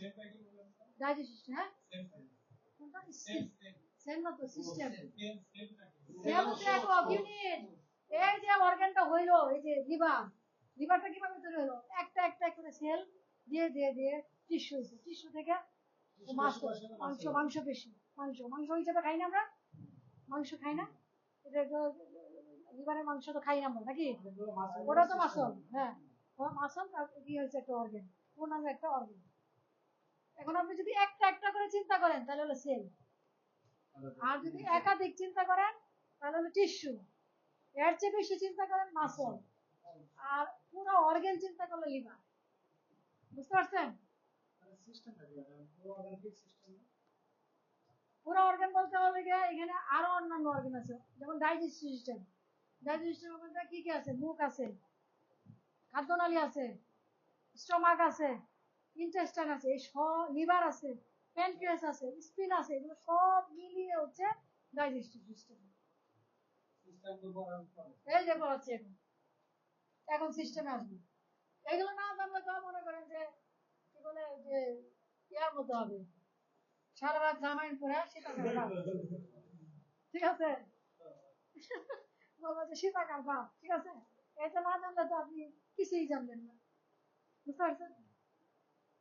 কোনোদিন বললেও বুঝবেন না যে এটা কোন জায়গার রোগ, রোগটা কোন জায়গা।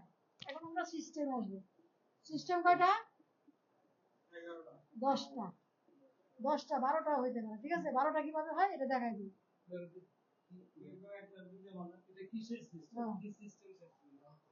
আপনার এই যে একটা অ্যানিমেলের যে সম্পূর্ণ শারীরিক গঠন সব সিস্টেম মিলে এই যে এখানে যতগুলো ইয়ে আছে, এই যে ও যে পেটের দিকে থাকে, দেখেছে দেখা দেখা এখানে কি কি সিস্টেম আছে? মাথা আছে, ডাইজেস্ট সিস্টেম আছে, পরিপাকতন্ত্র ডাইজেস্ট সিস্টেম, তাই না? তারপর হচ্ছে কিডনি আছে নাকি? এগুলো সব মিলিয়ে হচ্ছে ওই যে ওইটাতে দেখেন ওইখানে কিডনি আছে, হ্যাঁ ফুসফুস আছে, ওই যে উপরে ফুসফুস আছে, রেসপিরেটরি সিস্টেম। তাহলে সম্পূর্ণ মিলে একটা সিস্টেম না?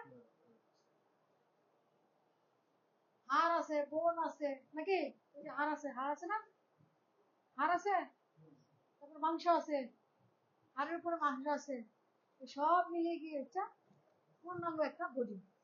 ওইখানে আমরা লিখি না, এখানে লিখে ফেলি সিস্টেম, তারপরে ওটা হোল বডি। হোল বডি এই যে এখানে ধাপে ধাপে লিখলাম না, সেল, টিস্যু, অর্গান, অর্গান মিলে সিস্টেম, অর্গানের পরে কি সিস্টেম দেখেন, অর্গানের পরে হচ্ছে সিস্টেম, সিস্টেম মানে পূর্ণাঙ্গ বডি, পূর্ণাঙ্গ বডি, পূর্ণাঙ্গ বডি, সম্পূর্ণ দেহ, সম্পূর্ণ দেহ, পূর্ণাঙ্গ বডি, ঠিক আছে? সব সিস্টেম মিলে এক জায়গায় যখন আমাদের বডিতে কাজ করে, বডি সেট আপ হয়ে যায়, তাহলে এটা কি হয়ে যায়? একটা পূর্ণাঙ্গ গরু। কি পূর্ণাঙ্গ গরু, ঠিক? পূর্ণাঙ্গ ভেড়া, পূর্ণাঙ্গ শিপ। এখন দেখেন সিস্টেম, সিস্টেম প্রথমে কি ডাইজেস্টিভ সিস্টেম, পড়াইতে পড়াইতে বলে ফেলবো আমি, আলাদা আলাদা বলবো না, ঠিক আছে? এখানে সব পড়াই দেবো। প্রথমে কি 1 নাম্বার পরীক্ষা কি আসবে? বলবে সিস্টেমের নামগুলো লেখো, টাকা লাগবে, এটা তো আসবে। হ্যাঁ ডাইজেস্টিভ সিস্টেম, ঠিক আছে? না না 10টা সবগুলোই লিখতে হবে, পূর্ণাঙ্গ না লিখলে কম নাম্বার পাবেন, 10 8 পাবেন, সমস্যা কি? 8টা লিখলে 8টা পাবেন। ডাইজেস্টিভ সিস্টেম 1 নাম্বার কি? বাংলা কি?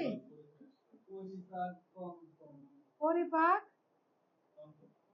তন্ত্র, তার মানে কি আপনার যত হজম, ডাইজেশন, পরিপাক, তারপর কি অ্যাবজর্পশন, এগুলো সবই কি এই ডাইজেস্টিভ সিস্টেমের মধ্যে পড়বে, বুঝতে পারছেন? কিসের মধ্যে পড়বে? এই ডাইজেস্টিভ সিস্টেমের মধ্যে পড়বে। আর তারপর কি রেসপিরেটরি সিস্টেম, রেসপিরেটরি মানে কি? এই পুরাতনটা বলে না কেন? রেসপিরেটরি সিস্টেম মানে কি? শ্বাসতন্ত্র। এই যে আমরা একবার শ্বাস নিচ্ছি আরেকবার শ্বাস ছাড়ছি, এটাকে কি বলে? রেসপিরেশন। এটাকে কি বলে? হ্যাঁ। আর এই যে ডাইজেশনের সাথে কি সম্পর্ক? ডাইজেশন সম্পর্ক হলো হজম প্রক্রিয়া, মেটাবলিজম, বিপাক প্রক্রিয়া, এটা হলো এস, ঠিক আছে? তারপর হলো অ্যাবজর্পশন, পুষ্টি, পুষ্টি শোষণ। পরিপাক তন্ত্রে 3টা কাজ ঘটে, ডাইজেশন, মেটাবলিজম, অ্যাবজর্পশন।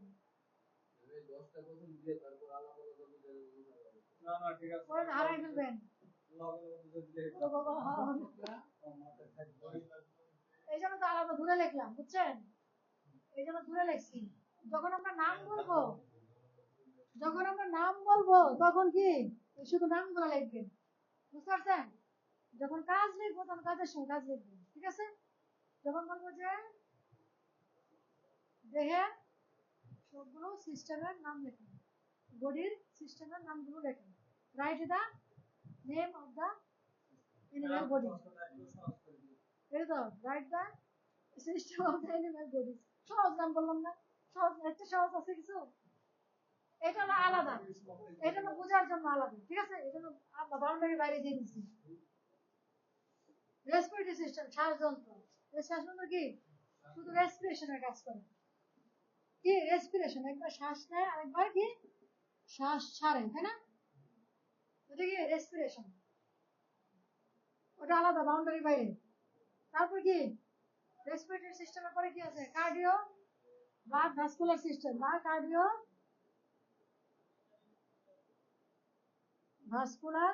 সহজ কোনটা ওটা লেখেন, সহজ যেটা ওটা লিখবেন। কি বলেন? আরেকটা আছে একই নাম, একই জিনিস, সেটা হলো blood vascular system. Blood vascular system, ঠিক আছে।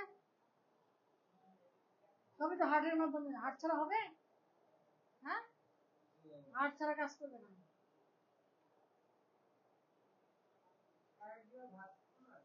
কার্ডিও ভাস্কুলার, কার্ডিও মানে হচ্ছে হার্ট, কার্ডিও মানে কি? হার্ট। ভাস্কুলার মানে ভেসেল, রক্তনালী। কি রক্তনালী? HEART, heart. এখানে অর্গান গুলো কি? হার্ট, এগুলো পরে পড়াবো। হার্ট আর ব্লাড ভেসেল, ব্লাড ভেসেলস, ঠিক আছে। এটা কি বাংলা কি? যদি ইংরেজি মনে না থাকে বাংলা লিখবেন, মনে থাকবে না?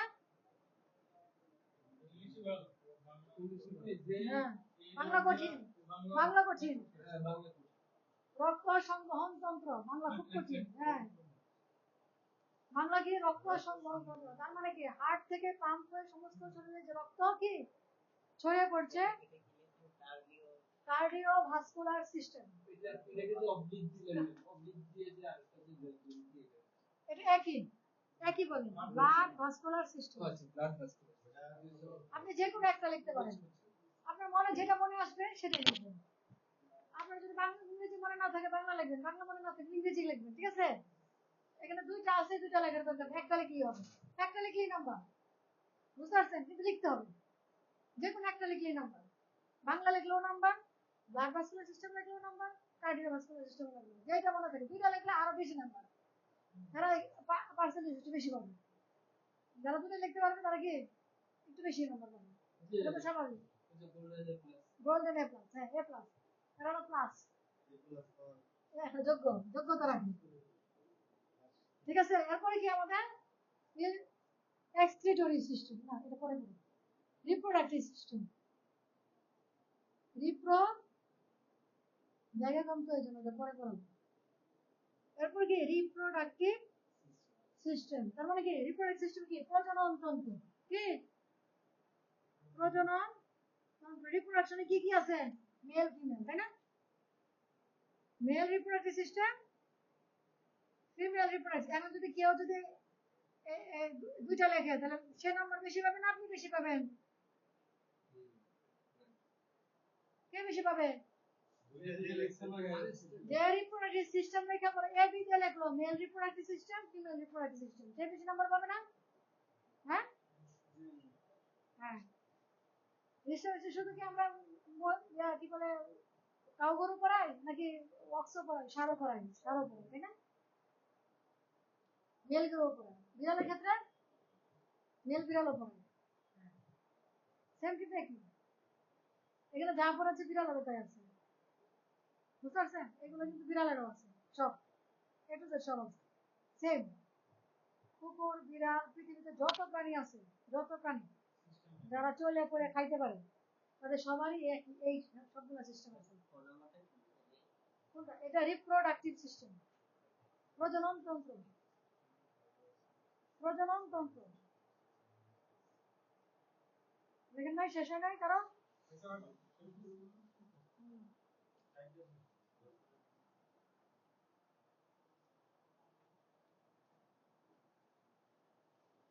দুটা করে মুছি, অনেকে দেরিতে দেখছে। পাঁচটা, এখন 5 নম্বরে যাব। 5 নম্বরে কি? Excretory system. এক্সক্রিট মানে কি? এক্সক্রিট মানে কি? বের করে দেওয়া, শরীর থেকে বর্জ্য বের করে দেওয়া। এক্সক্রিট মানে কি? বর্জ্য বের করে। কি বের করে দিই শরীর থেকে আমরা? কি বের করি? প্রস্রাব। আর কি বের করি? সোয়েট, ঘাম। স্কিনের মাধ্যমে কি? ঘাম বের করে দিই। স্কিনের মাধ্যমে কি বের করি? ঘাম বের করে দিই, তাই না? সোয়েটিং, ওটাকে বলে কি? সোয়েটিং। এক্সক্রিটরি সিস্টেম বাংলায় হচ্ছে হলে গিয়া রেচন তন্ত্র।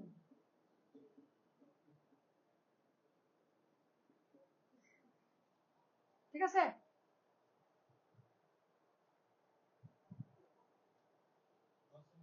এখন এইখানে আমরা কি, এখানে আমাদের দুটো আছে এক্সট্রিবিউটর, একটা হচ্ছে কিডনির মাধ্যমে হয় আর একটা কি স্কিনের মাধ্যমে।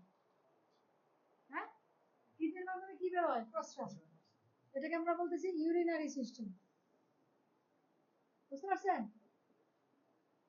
এটা কি মূত্র তন্ত্র, পাইছেন? আর এটা কি ইন্টেগুমেন্টারি সিস্টেম। এটা মনে থাকবে না, সহজটা লিখবেন, কিন্তু জানার জন্য লিখে দিলাম, ঠিক আছে? হ্যাঁ, এক্সক্রিটরি সিস্টেমের দুই ভাগ, ইউরিনারি সিস্টেম আর হচ্ছে ইন্টেগুমেন্টারি সিস্টেম। এই জন্য তো আমি বললাম 12টা কিভাবে হইল, এইভাবে 12টা বের হইল, ঠিক আছে? এবার কিন্তু বানাবো 10টা, ঠিক আছে? নাম্বার হবে 10টা, সিস্টেম হলো 12টা। এবার বুঝছেন? ইন্টেগুমেন্টারি সিস্টেম, এটা আরেক নাম আছে স্কিন সিস্টেম। এটা হলো ঘামের মাধ্যমে বর্জ্য বের হয়ে যায়। ঘামের মাধ্যমে কি বর্জ্য বের হয়ে যায়, তার মানে এই না যে ঘামের জন্য আপনি কি করবেন, বর্জ্য বের হওয়ার জন্য রোদে কড়া রোদে গিয়ে দাঁড়ায় থাকবেন। কি হবে? ঘামতে ঘামতে ডিহাইড্রেশন হয়ে যাবে, একটা ডিহাইড্রেশন হয়ে শরীর থেকে পানি বের হয়ে একটু পরে এটা জানতে চাইছি শেষ নাই, অজ্ঞান। বুঝতে পারছেন? তার মানে এই যে রাস্তায় গিয়ে দাঁড়ায় থাকবে রোদের ভিতরে, কড়া রোদের ভিতরে, যে আমার ঘাম বেরোলে আমার ইয়া হবে, কি বলে ভিটামিন ডিও পাবো, আবার কি বলে বর্জ্য বের হয়ে যাবে, এই বুদ্ধি করতে চাই না।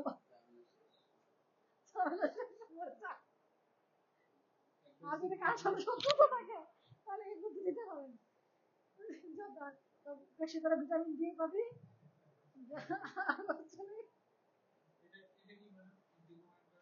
স্কিন সিস্টেম, স্কিন সিস্টেম ত্বক তন্ত্র।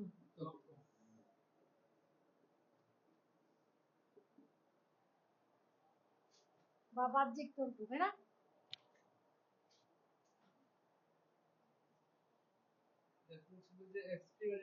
এটা লাগে স্কিনের এটা লাগে স্কিনের মাধ্যমে কি ঘাম বের হয়ে যায়, আর এটা কিডনির মাধ্যমে, তাই না? এটা বুঝে নিবেন, একটা হচ্ছে কিডনি সিস্টেম, একটা হচ্ছে স্কিন সিস্টেম। তো এই তো বুঝে গেছেন, সহজ না? এখন দেখেন সবাই ক্লিয়ার, সবাই লিখে ফেলেছেন। এখন আমরা 6 নম্বরে যাব, ঠিক আছে? 6 নম্বরে আমরা কি করবো? হ্যাঁ, 6 নম্বর করবো মাস্কুলো স্কেলিটাল সিস্টেম। ওকে, কি বললাম? মাস্কুলো স্কেলিটাল সিস্টেম, তাই না? হ্যাঁ, মাস্কুলো স্কেলিটাল সিস্টেম।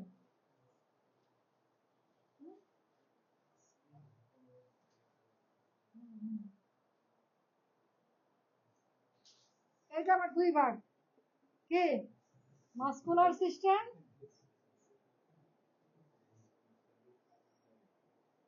আর এটা কি স্কেলিটাল সিস্টেম। যারা এই সিস্টেমে দক্ষ তারা ভালো সার্জন হতে পারে। হ্যাঁ, কি বললাম? যারা মাস্কুলার স্কেলিটাল সিস্টেমে দক্ষ তারা ভালো সার্জন হতে পারে। মাংস, মাস্কুলার সিস্টেম হলো পেশিতন্ত্র। একটা অপারেশন করতে গেলে কি হবে? পেশি কাটতে হবে না, মাংস কাটতে হবে না? কারণ মাংসের গঠন যদি আপনি না জানেন, না বুঝেন, আন্দাজে গরু জবাই করাইছে পাবে, আন্দাজে আবার ওটাকে যদি সেলাই করতে চান ভুলভাল সেলাই করবেন। একটা ট্রান্সভার্সিস আছে, একটা লঙ্গিচুডাল আছে, একটা ভার্টিক্যাল আছে। সেলাবেন কিভাবে? ট্রান্সভার্সের সাথে ভার্টিক্যাল, লঙ্গিচুডালের সাথে সেলাবেন ওই কি বলে হরিজন্টাল, সেলাই উল্টা পাল্টা করে 2 দিন পরে দেখবেন মেরে শেষ। ঠিক? হ্যাঁ, তাহলে কি হলো? যারা মাস্কুলার সিস্টেম ভালো বুঝেন বিন্যাস, তারা কিন্তু ভালো কাটাকাটি করতে পারে, এবং যারা হাড়গুড় ভালো বোঝে তারা ভালো অপারেশন করতে পারে। তাহলে ভালো সার্জন যদি হতে চান কঠিনটার উপরে পড়তে হবে, কঠিন কঠিন কঠিন থেকে কঠিনতর পড়তে হবে। আর ওগুলো তো সহজ, উপরের গুলো তো সহজ, কঠিন হচ্ছে এই দুটো সাবজেক্ট, সবচেয়ে কঠিন। সিজার হচ্ছে এখন, এখন গরু সিজার করে, ছাগলের সিজার করে, মানুষের মতো ডিস্টোনিয়া প্রবলেম দেখা দেয় প্রচুর পরিমাণে। খাবারে ভেজাল, খাদ্যে ভেজাল, সবকিছু ভেজাল, বেশি বড় করতে যায়। আড়াই মাস হলো, হবে না, স্যারের কথা বলছি। অনেকে বিল পেমেন্ট দেয় নাই, শিডিউল দেয় নাই, ও হবে পেমেন্টের উপরে, পেমেন্ট কি আর থাকতে হবে।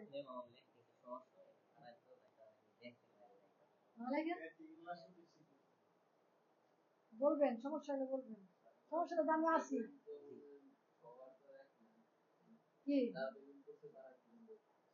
হ্যাঁ, পরীক্ষা দিবে, 12টাই পাবে, ক্লাস 12টাই পাবে, কম পাবেন না,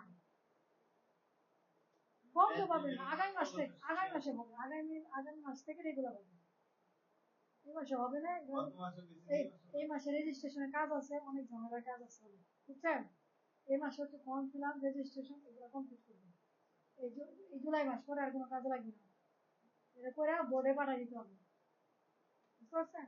সেজন্য আপনার স্যার নিষেধ করছেন। একটা তো পেয়ে গেছেন, আর 11টা পাবেন, আর যারা পায়নি তারা 12টা পাবে।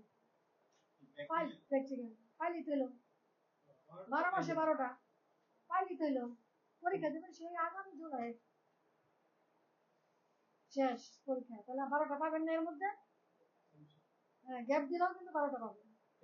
আর যারা 6 মাস, তাহলে 6 মাস পাবে, যারা 6 মাস তারা 6 মাস পাবে, প্র্যাকটিক্যাল 6 মাস, 6টা।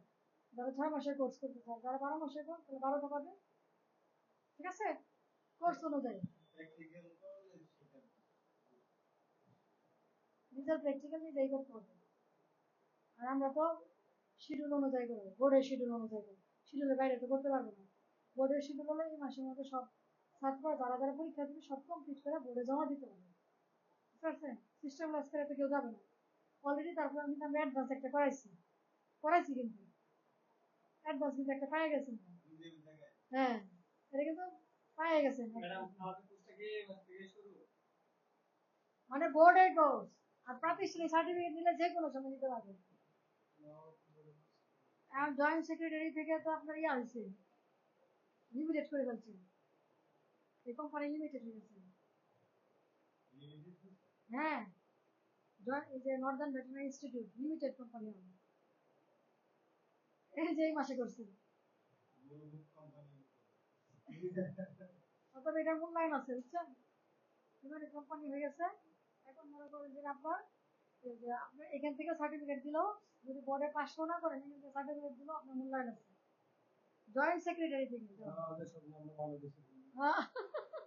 জয়েন্ট সেক্রেটারি থেকে দেওয়া হয়, তাহলে আপনার টেনশন কোথায়, টেনশন ঠিক না, কোনো টেনশন নেই। আপনি চাইলে 4 বছরের কোর্স করেও সার্জন হয়েও নিতে পারবেন সার্টিফিকেট। হ্যাঁ, এগুলো বেরিয়ে থাকবে, 4 বছর কোর্স করলেও তো আপনি সংসার, লেখাপড়ার পিছনে পয়সা নষ্ট করলে, পয়সা খরচ করলে তো আপনার এটা ইউটিলাইজ হবে, নষ্ট হবে না। আর জ্ঞান তো বিক্রি হয় না, জ্ঞান বিক্রি হয়, জ্ঞানের কিন্তু মূল্য। এই যে আমি কষ্ট করে এতগুলো পড়াইতেছি, এটা মূল্য আপনি দিতে পারবেন, কোনোদিনও দিতে পারবেন না। আমি ওই দিন ইনস্ট্রুমেন্ট কিনে দিলাম আরেকটা সেন্টারে, তার সাথে আমার কন্ট্রাক্ট, সারাদিন তার সাথে আমার থাকলে আমাকে 3,000 টাকা দিতে হবে। সে আমাকে 3,000 টাকাই পেমেন্ট করছে, কোনো কাজ নাই, শুধু তার সাথে গিয়ে বসে থাকো, কি কি ইনস্ট্রুমেন্ট লাগবে খালি বলে দাও, কোনো কাজ নাই, কোনো কষ্ট নাই। আমি কত কষ্ট করে পড়াইতেছি।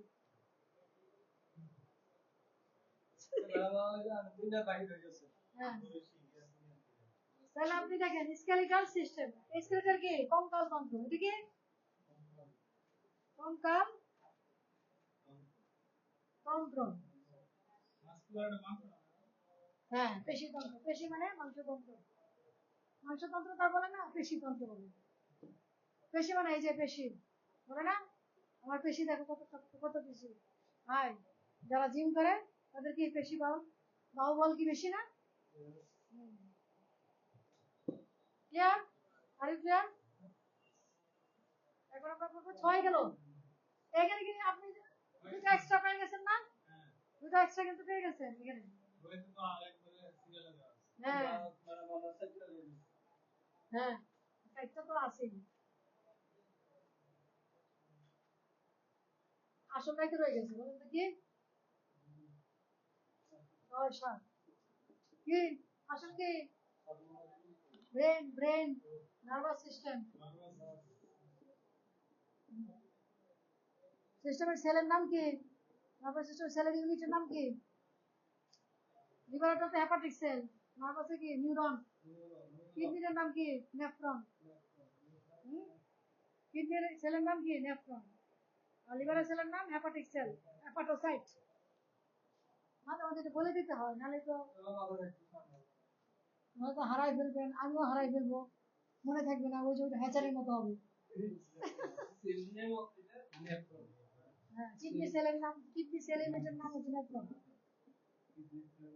হ্যাঁ, nervous, NERVOUS, nervous system. Nerve থেকে, তাই না? এটার সেল কি? নার্ভ। কি? নার্ভ। হ্যাঁ, স্নায়ুতন্ত্র। বাংলা কি? চিমটি দেন তো একজন আরেকজনকে, একজন আরেকজনকে চিমটি দেন, ব্যথা পাই কিনা দেখেন। কে রেসপন্স করলো? ব্রেন।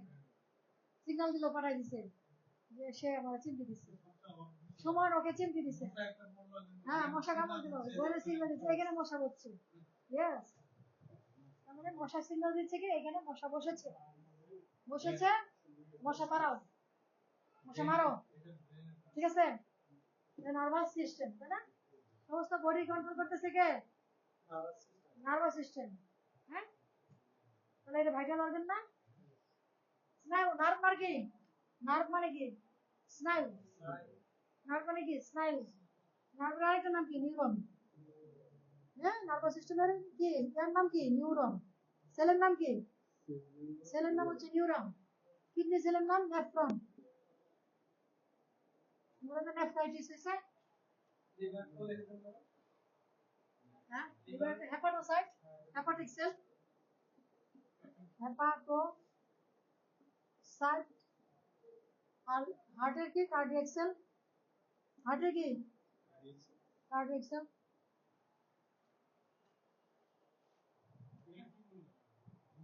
সেল। হ্যাঁ, না, নার্ভের সেলের নাম কি? নার্ভাস সিস্টেমের সেলের নাম হচ্ছে নিউরন। নিউরন। নার্ভাস সিস্টেমের সেলের নাম কি? নিউরন। আর ইউরিনারি সিস্টেমের কিডনি সেলের নাম কি? নেফ্রন। ইউরিনারি সিস্টেম পড়ছেন না? ইউরিনারি সিস্টেমে কিডনি সেলের নাম কি? নেফ্রন। নেফ্রন এক জায়গায় থাকলে ভালো। হ্যাঁ, কিডনি সিস্টেমের সেলের নাম হচ্ছে নেফ্রন। আর হার্টের সেলের নাম কি? Blood vascular system. হার্ট কি? কার্ডিওভাস্কুলার সিস্টেম না? হার্টের সেলের নাম কার্ডিয়াক সেল। আর লিভারের সেলের নাম কি? হেপাটিক সেল অথবা হেপাটোসাইট।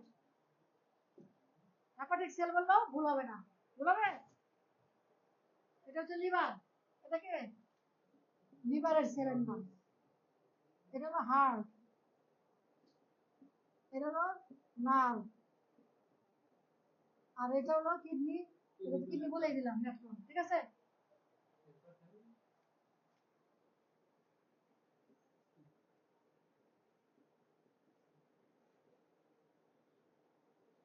কিডনি, হ্যাঁ, হেপাটোসাইট অথবা হেপাটিক সেল, একই, কোনো ভুল নাই। ঠিক আছে? যে যে যার যেটা যেভাবে মনে থাকে। এই যে বিশেষজ্ঞরা হবেন ভবিষ্যতে, ভবিষ্যতে তো ধরবে সরকার, এখন থেকে ভালো করে না পড়ে গেলে ডাক্তারি করতে গিয়ে যে ধরবে। এখন যত দিন যেতেছে তত সিস্টেম আপডেট হচ্ছে, ডিজিটাল। এখন কিন্তু প্রতিটা হাসপাতালে হাসপাতালে গিয়ে কিন্তু ধরে, দেখছেন? ভিডিওতে দেখছেন? বুয়া ডাক্তার ধরে, সার্টিফিকেট নাই, বাপে ছেলেদের নিয়ে বসাই দিয়েছে। বাপে বিএডে ফিল্ড অ্যাসিস্ট্যান্ট, হ্যাঁ, ভেটেরিনারি ফিল্ড অ্যাসিস্ট্যান্ট, বাপে গেছে ফিল্ডে রুগী দেখতে, ছেলেরে গিয়ে হাসপাতালে বসাই দিছে। কালকে ধরছে। কারণ বলতেছে সাংবাদিক তো খোঁজ পাইছে, হয়তো দান্দাতেই থাকে, পয়সা খাওয়ানো দান্দা থাকে। গিয়ে বলতেছে আপনার সার্টিফিকেট আছে? তাহলে আপনি যে ওষুধ লিখে দিচ্ছেন, বলে কিনা আমার বাবার পরামর্শে, তা আপনি এখানকার কি? তো কিছু না। তাহলে আপনি কিভাবে অফিসে বসেন? কোন অধিকারে বসেন? আমাদের জনগণের সাথে ধোকা দিচ্ছেন, বুঝতে পারছেন? তাহলে মানে কি, তাহলে আপনি শিখে যেতে হবে না। Cardiac cell, cardiac cell, neuron, হ্যাঁ।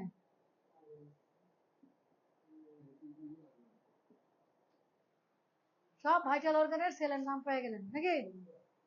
ভাইটাল অর্গানের সেলের নাম পেয়ে গেলেন না? এখন যদি ভাইটাল অর্গানের পাশাপাশি জিজ্ঞেস করি, যে প্রশ্ন করি যে ভাইটাল অর্গানের নামগুলো লিখুন, হ্যাঁ, এবং এদের সেলের নামগুলো বলুন, mention the cells of the vital organs, বলতে পারবেন না? মেনশন দা কি cell of the name of the cell of vital organs.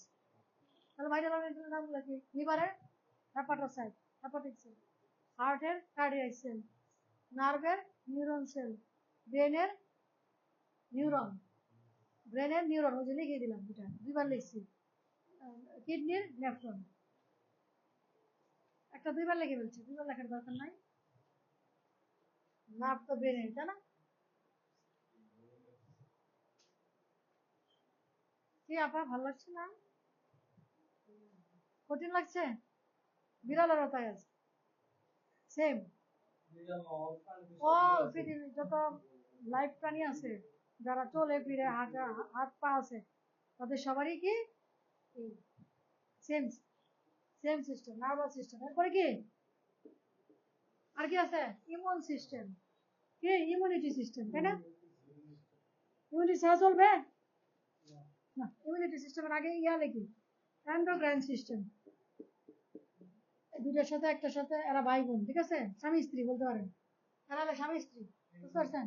হ্যাঁ, এন্ডোক্রাইন সিস্টেম, একজন ছাড়া একজন চলতে পারবে না, সংসার হবে না। এটা হলো অন্তঃকরা খরা গ্রন্থি, গ্রন্থিতন্ত্র।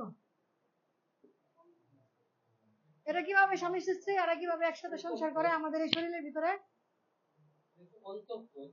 অন্তঃখরা, অন্তঃখরা মানে কিছু হরমোন, কিছু এনজাইম, কিছু ফ্লুইড, রস তৈরি করে, ঠিক আছে, যেগুলো আমাদেরকে কি সিগন্যাল দেয়, বডিতে কি সিগন্যাল দেয়, ঠিক আছে। একটা গরু যখন প্রজননে আসে, তখন তাকে কে সিগন্যাল দিবে? ওই হরমোন অক্সিটোসিন, হ্যাঁ, অক্সিটোসিন, প্রস্টাগ্ল্যান্ডিন, আর কি সিগন্যাল দিবে তোমার শরীরে এই পরিবর্তন করছে, তুমি গরম হইছো, তুমি এখনই পাল দাও, বীজ দাও, ঠিক আছে। তাহলে এখানে কে করবে? Endocrine system. কারে বলবে? নার্ভাস সিস্টেম রে। কাকে বলবে? ও রস নিশ্চিত না হলে নার্ভাস সিস্টেম রেসপন্স পাবে? জিন্দিগি তো পাবে না, নার্ভাস দুর্বল হয়ে পড়ে থাকবে, ওর কাজ নাই, ওর কাজ নাই। ওর কাজ তখনই অ্যাক্টিভ হবে যখন এই অন্তঃকরা গ্রন্থি থেকে রস বেরোবে, ও তখনই কাজ করবে ওই সিগন্যাল পাইলে। তাহলে ওরা স্বামী স্ত্রী না? হ্যাঁ, একজন ছাড়া একজন সংসার হবে না। এই শরীরের ভিতরে যে সংসারটা পেতে বসছে, এটা কিন্তু এ ছাড়া তো সংসার হবে না, আবার এরা ছাড়া এরা লাভ নাই। হরমোন সিক্রেশন হয়ে গেছে, এদিকে প্যারালাইজ, লাভ আছে কোনো? হ্যাঁ, নার্ভ প্যারালাইজ, লাভ আছে কোনো? লাভ আছে? তাহলে দুইটাই ভালো থাকতে হবে, দুটাকে কি অ্যাক্টিভ থাকতে হবে, তাই না? এটা হরমোন, এখানে কি হরমোন এনজাইম এগুলো রিলিজ হয়, হরমোন এনজাইম, যেমন ইনসুলিন হরমোন, তাই না? ইনসুলিন হরমোন রিলিজ হলে কি হবে? গ্লুকোজের মাত্রা লেভেল ব্যালেন্স হবে, আর গ্লুকোজের মাত্রা লেভেল হলে ব্যালেন্স হবে না, হবে কি ডায়াবেটিস। ওই যে বিড়ালের ডায়াবেটিস হয়, বিড়ালেরও কিন্তু ডায়াবেটিস হয়, বিড়ালের কিন্তু ডায়াবেটিস হয়, যদি ইনসুলিন হরমোন রিলিজ না হয়, এইটাই কাজ, এই এন্ডোক্রাইন সিস্টেমের কাজ। যদি ইনসুলিন হরমোন রিলিজ না হয়, তাহলে শরীরে গ্লুকোজ বেড়ে যাবে। হ্যাঁ, গরুর হয় না, বিড়ালের হয়, কুকুর বিড়ালের হয়, তাহলে ডায়াবেটিস হয়ে যাবে। হ্যাঁ, এই হরমোনের কারণে। ওটা হলো থাইরক্সিন হরমোন, এটা হলো থাইরয়েড, এটার ভিতরেই এখানে অনেক হরমোন আছে, থাইরয়েড, থাইরয়েড গ্ল্যান্ড থেকে থাইরক্সিন হয়, এগুলোতে একদিনে বলাবো না, সর্বনাশ। যখন সিস্টেমে যাবো সিস্টেমে করাবো, হ্যাঁ, যখন সিস্টেমে যাবো সিস্টেমে করাবো। একটা বললাম আর কি, থাইরয়েড ঠিক আছে, থাইরক্সিন হরমোন রিলিজ হয়। এই থাইরক্সিন হরমোন যখন বেশি রিলিজ হয় তখন কে খাইলেও না, না খাইলেও মোটা হইতে থাকে, মোটা হইতে থাকে। একজন এসে বলবে কি আমার ছেলে কিছু খায় না, তার একদম ভুটকা। আরেকটা এসে বলবে এত খায় তার শুকনা। এর কারণ হলো এইটা, এই থাইরয়েড থেকে যে থাইরক্সিন হরমোন রিলিজ হয় এটা কারণ থাইরয়েডের প্রবলেম, বলে না থাইরয়েডের প্রবলেম। এই গ্রোথ, এইটার নাম কি গ্রোথ হরমোন। এর নাম কি গ্রোথ হরমোন। এর নাম হচ্ছে গ্রোথ হরমোন। এইটাই হচ্ছে আমাদের একটা ছোট হবে না একটা মোটা হবে না একটা খাটো হবে না একটা লম্বা হবে একটা ভুট্টা হবে, এটার জন্য দায়ী। বুঝতে পারছেন? একবার দেখি যে বাবা মা দুজনেই খাটো কিন্তু ছেলে হয়ে গেছে লম্বা 6'3". যেমন আমার ভাইস্তা আছে একটা, বাবা 8 ফিট, মা 6 ফিট, 5 ফিট 6 এরকম। বাবা 5 ফিট 8, আমার ভাই। ছেলে হয়েছে 6 ফিট 3। 6 ফিট 3 আর হলো 5 ফিট 8। কেমন কম হলো? 5 ফিট 8 আর 6 ফিট 3, কোনটা বেশি? হ্যাঁ, আরো 5 ইঞ্চি লম্বা হওয়ার কথা ছিল সর্বোচ্চ কি 5 ফিট 9 10, হয়ে গেছে 6 ফিট 3, তার মানে এক্সট্রা অর্ডিনারি গ্রোথ। তার মানে কি এই যে এই গ্রোথ হরমোন বেশি তার শরীরে। আরেকটা বাবা মা লম্বা ছেলে খাটো, তার মানে কি ওর এই যে হরমোনের সমস্যা, গ্রোথ হরমোনের সমস্যা। ফাইনাল কোনো ট্রিটমেন্ট নাই, কিন্তু কন্ট্রোলে রাখা যায়, কন্ট্রোল করা যায়। বিড়ালের খাবার কন্ট্রোল আর হচ্ছে মেনলি খাবারের কন্ট্রোল আর এক্সারসাইজ। আর এরপরে যদি ডাক্তার মনে করে পরীক্ষা নিরীক্ষা করে তাহলে সাজেস্ট মেডিসিন, হরমোনাল কোনো মেডিসিন দিতে পারে। ঠিক আছে, হরমোনের মাধ্যমে কন্ট্রোল করতে পারে। বুঝতে পারছেন? আবার খাবার থেকে পুষ্টি নিলেও হরমোন কন্ট্রোল হয়। যেমন যেই বাচ্চারা মাংস বেশি খায় ছোটবেলা থেকে মাংস, এরা কিন্তু লম্বা হয়, কারণ মাংসের মধ্যে গ্রোথ ফ্যাক্টর থাকে। হ্যাঁ, যারা ভেজিটেবল খায় তারা খাটো হয়। যারা বাচ্চাদের ভেজিটেবল যত মানে মোটামুটি কমই খায়, মানে ব্যালেন্স রাখে মাংসটা বেশি খাইতে হবে গ্রোথের জন্য। ঠিক আছে, যে বাচ্চারা লাল মাংস এবং সাদা মাংস খায় বেশি তাদের দেখবেন গ্রোথ, বাবা মা খাটো হলেও তারা লম্বা হয় বেশি, তাদের গ্রোথ হরমোন রিলিজ হয় বেশি। বুঝতে পারছেন? আর যারা ভেজিটেরিয়ান তারা খাটো হয়, তাদের বাবা মা লম্বা হলেও ছেলে খাটো হয়, সন্তানটা খাটো হয়। লাল এবং লাল মাংসে বেশি থাকে, গ্রোথ ফ্যাক্টর বেশি থাকে। বুঝতে পারছেন? এটা একটা দায়ী। তাহলে আমরা কয়টা পরে ফেললাম? 8টা পরে ফেলছি। সে সবাই লিখছেন? সবাই লেখেন। আজকে সিস্টেম পড়ালে শেষ, সবার মাথা গরম। এরপরে অল্প অল্প করে বর্ণনা দিব, বুঝছেন? বিস্তারিত বর্ণনা দিলে মাথা হলে যাবে, কঠিন হবে। সবার শেষে পড়াবো মাসকুলার স্কেলেটাল সিস্টেম, এটা হলো কঠিন। এটা ব্রেন আউট করার আগে আগে ব্রেন ফ্রেশ করে নিয়ে আসে। বুঝতে পারছেন? ওগুলা সামনে ক্লাসে পড়াবো। আমি পড়াবো, আমার মতো করে পড়াতে পারবে না কেউ, আমি সিস্টেমগুলো আবার ভালো পড়াতে পারবো। হ্যাঁ, বুঝছেন? সবাই ক্লিয়ার?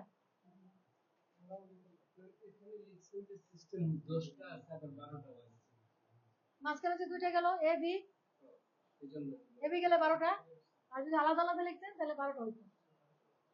বুঝতে পারছেন? যদি আলাদা আলাদা লিখতেন তাহলে কি হইতো? 12টা হতো। একটার ভিতর দুটা করে ফেলতো না দুটা সিস্টেমের মধ্যে। এখন কত নম্বর? 9।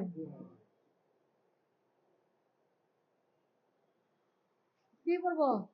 ইমিউনিটি সিস্টেম, সিস্টেম এটাও কিন্তু গুরুত্বপূর্ণ, তাই না? আপনার যদি ইমিউনিটি না থাকে তাহলে আপনি কি সুস্থ থাকবেন?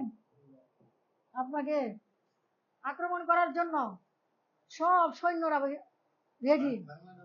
বাংলায় কি ব্যাকটেরিয়া, ভাইরাস, ফাঙ্গাস, টিক, মাইট, মিস সবাই রেডি হয়ে গেছে, রেডি হয়ে আছে, সবাই কিন্তু রেডি। প্রোটোজোয়া, প্যারাসাইট সবাই রেডি আপনাকে আক্রমণ করার জন্য। এবং তারা কিন্তু আপনার সাথে সাথে থাকে, তারা কিন্তু আপনার সঙ্গেই থাকে। কিন্তু আপনি সুস্থ আছেন কেন? এই সিস্টেমের জন্য। এই সিস্টেমের জন্য আল্লাহ আপনাকে এনভায়রনমেন্টে রোগ জীবাণু দিছে, আবার এই রোগ জীবাণু থেকে বেঁচে থাকার জন্য একটা সিস্টেমও ডেভেলপ করে দিতে পেরেছে। হ্যাঁ, অ্যান্টিবডি দিয়েছে, সিস্টেম ওদের দিয়েছে, যেটা হচ্ছে ইমিউনিটি সিস্টেম, যেটাকে বলে ইমিউন অর্গান। হ্যাঁ, কোন আর কিসের মাধ্যমে হয়? Immune organ. ইমিউন অর্গান গুলা কি কি? ইমিউন অর্গান কি কি? যেমন কি লিম্ফ নোড, যত লিম্ফ নোড আছে বডিতে, নোডুল খুলে যায় না কানের পিছনে, হাতের পিছনে, স্কিনে, ইয়ার নিচে খুলে যায় না লিম্ফ নোড গুলা? হ্যাঁ, তারপরে স্প্লিন, ঠিক আছে। এরকম ইমিউন অর্গান অনেক আছে, ব্লাডের ভিতরে আছে লিম্ফোসাইট, হ্যাঁ, প্লাটিলেটস, এগুলো কিন্তু ইমিউন অর্গান। ইমিউনিটি হচ্ছে যখন এনিমেলের শরীরে রোগ জীবাণু ঢোকে, ব্যাকটেরিয়া ভাইরাস, তখন আপনার এই ইমিউন অর্গান গুলা এই ব্যাকটেরিয়া ভাইরাসে গিলে খেয়ে ফেলে, মেরে ফেলে। প্রতিরোধ ক্ষমতা যদি তার থাকে, রোগ প্রতিরোধ ক্ষমতা যদি থাকে, ইমিউন অর্গান গুলা যদি ভালো থাকে, যদি ওই গরুটা ভালো পুষ্টিমানের খাবার খায়, তাহলে এই অর্গান গুলো তার ডেভেলপ থাকবে, ওয়েল ডেভেলপ থাকবে, ভালো থাকবে। এবং এদের শরীরে কি অ্যান্টিবডি থাকবে, অ্যান্টিবডি, আইজি। আইজি মানে কি? অ্যান্টিবডি। বিভিন্ন ধরনের অ্যান্টিবডি আছে, এটাকে কি বলে? অ্যান্টিবডি। তাহলে এই ইমিউন অর্গানের ভিতরে অ্যান্টিবডি থাকে প্রচুর পরিমাণে, তাই না? আইজি, আইজি এরকম জিও আছে, আইজি এম আছে, আইজি ই আছে, এইগুলা আরো বিস্তারিত এগুলো পরে, এগুলো না জানলেও চলবে, শুধু ইমিউনোগ্লোবুলিন চিনুন, তাই না? কি চিনবেন? এটার নাম কি? ইমিউনোগ্লোবিউলিন। ইমিউনো, জিতে আইতে ইমিউনো, জিতে গ্লোবিউলিন, এটাই অ্যান্টিবডি। এখন আপনারা জিজ্ঞেস করবেন অ্যান্টিবডি আসলে এটা কি?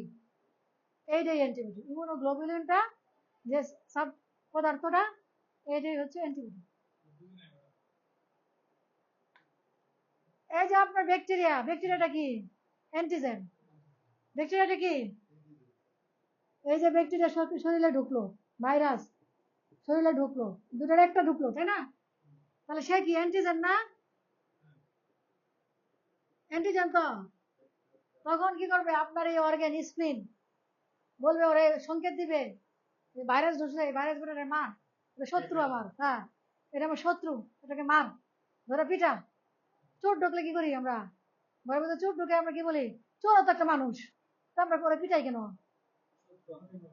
বলতে করো শত্রু। ঘরে যে চোর ঢোকে, ও তো মানুষ, আমি তো বলতে পারবে। আপনার ছোট বাচ্চা বলবে, আম্মু তুমি ওকে মারো কেন, ও তো মানুষ, বলবে না? আপনার ছোট বাচ্চা তো বুঝবে না চোর কি, বুঝবে? বলবে যে আম্মু ও তো মানুষ, ওকে মারো কেন, বলবে কি না? বলবে। তো সেরকমই আমার শরীর বুঝতেছে, আমার এই অর্গান, ইমিউন অর্গান বুঝতেছে ও তো আমার শত্রু, ওকে মেরে ফেলতে হবে। তখন এই অ্যান্টিবডি ছাড়বে, অ্যান্টিবডি ছেড়ে ওকে গিলে ফেলবে, খেয়ে ফেলবে, খেয়ে মেরে ফেলবে। বুঝতে পারছেন? এটাই হচ্ছে আপনার ইমিউনিটি। এই যে হিমোগ্লোবিন তৈরির মাধ্যমে অ্যান্টিজেন ঢোকার পরে অ্যান্টিজেনের বিরুদ্ধে যে ইমিউনিটি তৈরি করে তার নাম হচ্ছে অ্যান্টিবডি। অ্যান্টিজেনের বিরুদ্ধে যে ইমিউনিটি তৈরি করে তার নামই হচ্ছে অ্যান্টিবডি। এই অ্যান্টিবডি কি করবে? ব্যাকটেরিয়াকে মেরে ফেলবে। আমার, হ্যাঁ, গ্লোবিউলিন, আইতে ইমিউনো, জিতে গ্লোবিউলিন। গ্লোবিউলিন হচ্ছে একটা প্রোটিন, প্রোটিন ছাড়া হয় না। কি প্রোটিন কোথায় পান? আর প্রোটিন কই? প্রোটিন আইটেম কি? এই জন্য তো বলে ভাত কম খাও, প্রোটিন বেশি খাও। কেন বলে? কেন বলে? ডিমে তো সবচেয়ে আদর্শ প্রোটিন, সবচেয়ে সেফ প্রোটিন, মানে সব মানুষ খাইতে পারে, রোগীও খাইতে পারে, তাই না? মাংস অনেকে খাইতে পারে না, কিন্তু ডিম সবাই খাইতে পারে। তাহলে প্রোটিনের মেন সোর্স কি? মাছ, মাংস, দুধ, ডিম। মাছ, মাংস। আর এনিমেলের কি? গম, ভুট্টা, এগুলা হচ্ছে। তারপর শুটকি, হ্যাঁ, শুটকির গুঁড়া, খোল, শামুকের গুঁড়া, এগুলা কি? প্রচুর পরিমাণে প্রোটিন, প্রোটিনের রিচ প্রোটিন সোর্স। হ্যাঁ, কম পরিমাণে কম, এইগুলো হচ্ছে রিচ সোর্স। প্রোটিন সোর্স হচ্ছে ডাল, ডাল জাতীয় আইটেম হচ্ছে উত্তম সোর্স, রিচ সোর্স। ঠিক আছে, আমরা আল্লাহ এমন ভাবে সৃষ্টি করছে যেন কোনো খাদ্য নষ্ট না হয়।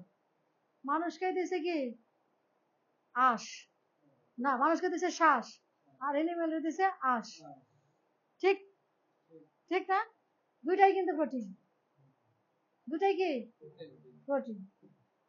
তাহলে বেঁচে থাকার কত সহজ ব্যবস্থাপনা দিয়ে দিছে আল্লাহ, একটা খাবারের ভিতরেই সবার জন্য খাবার রেখে দিছে। হ্যাঁ, আমার উচ্ছিষ্ট কে খাচ্ছে? কুকুর বিড়াল, রাস্তার কুকুর বিড়াল, শুকর খাচ্ছে না?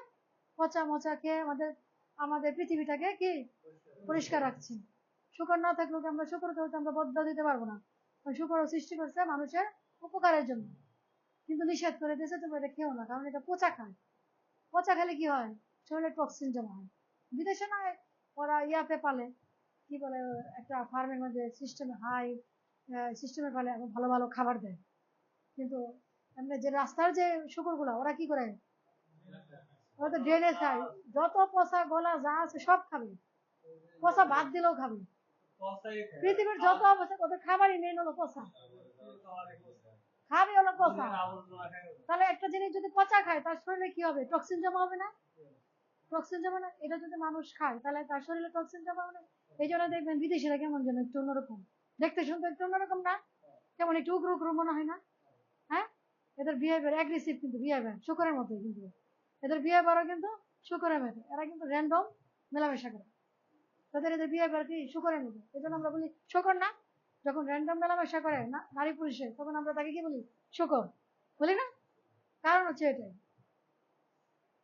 বুঝতে পারছেন? বিদেশিরাও কিন্তু তাই, এটা খাদ্য গ্রহণের, মানুষের নেচার নির্ভর করে তার খাদ্য গ্রহণের অভ্যাসের উপরে।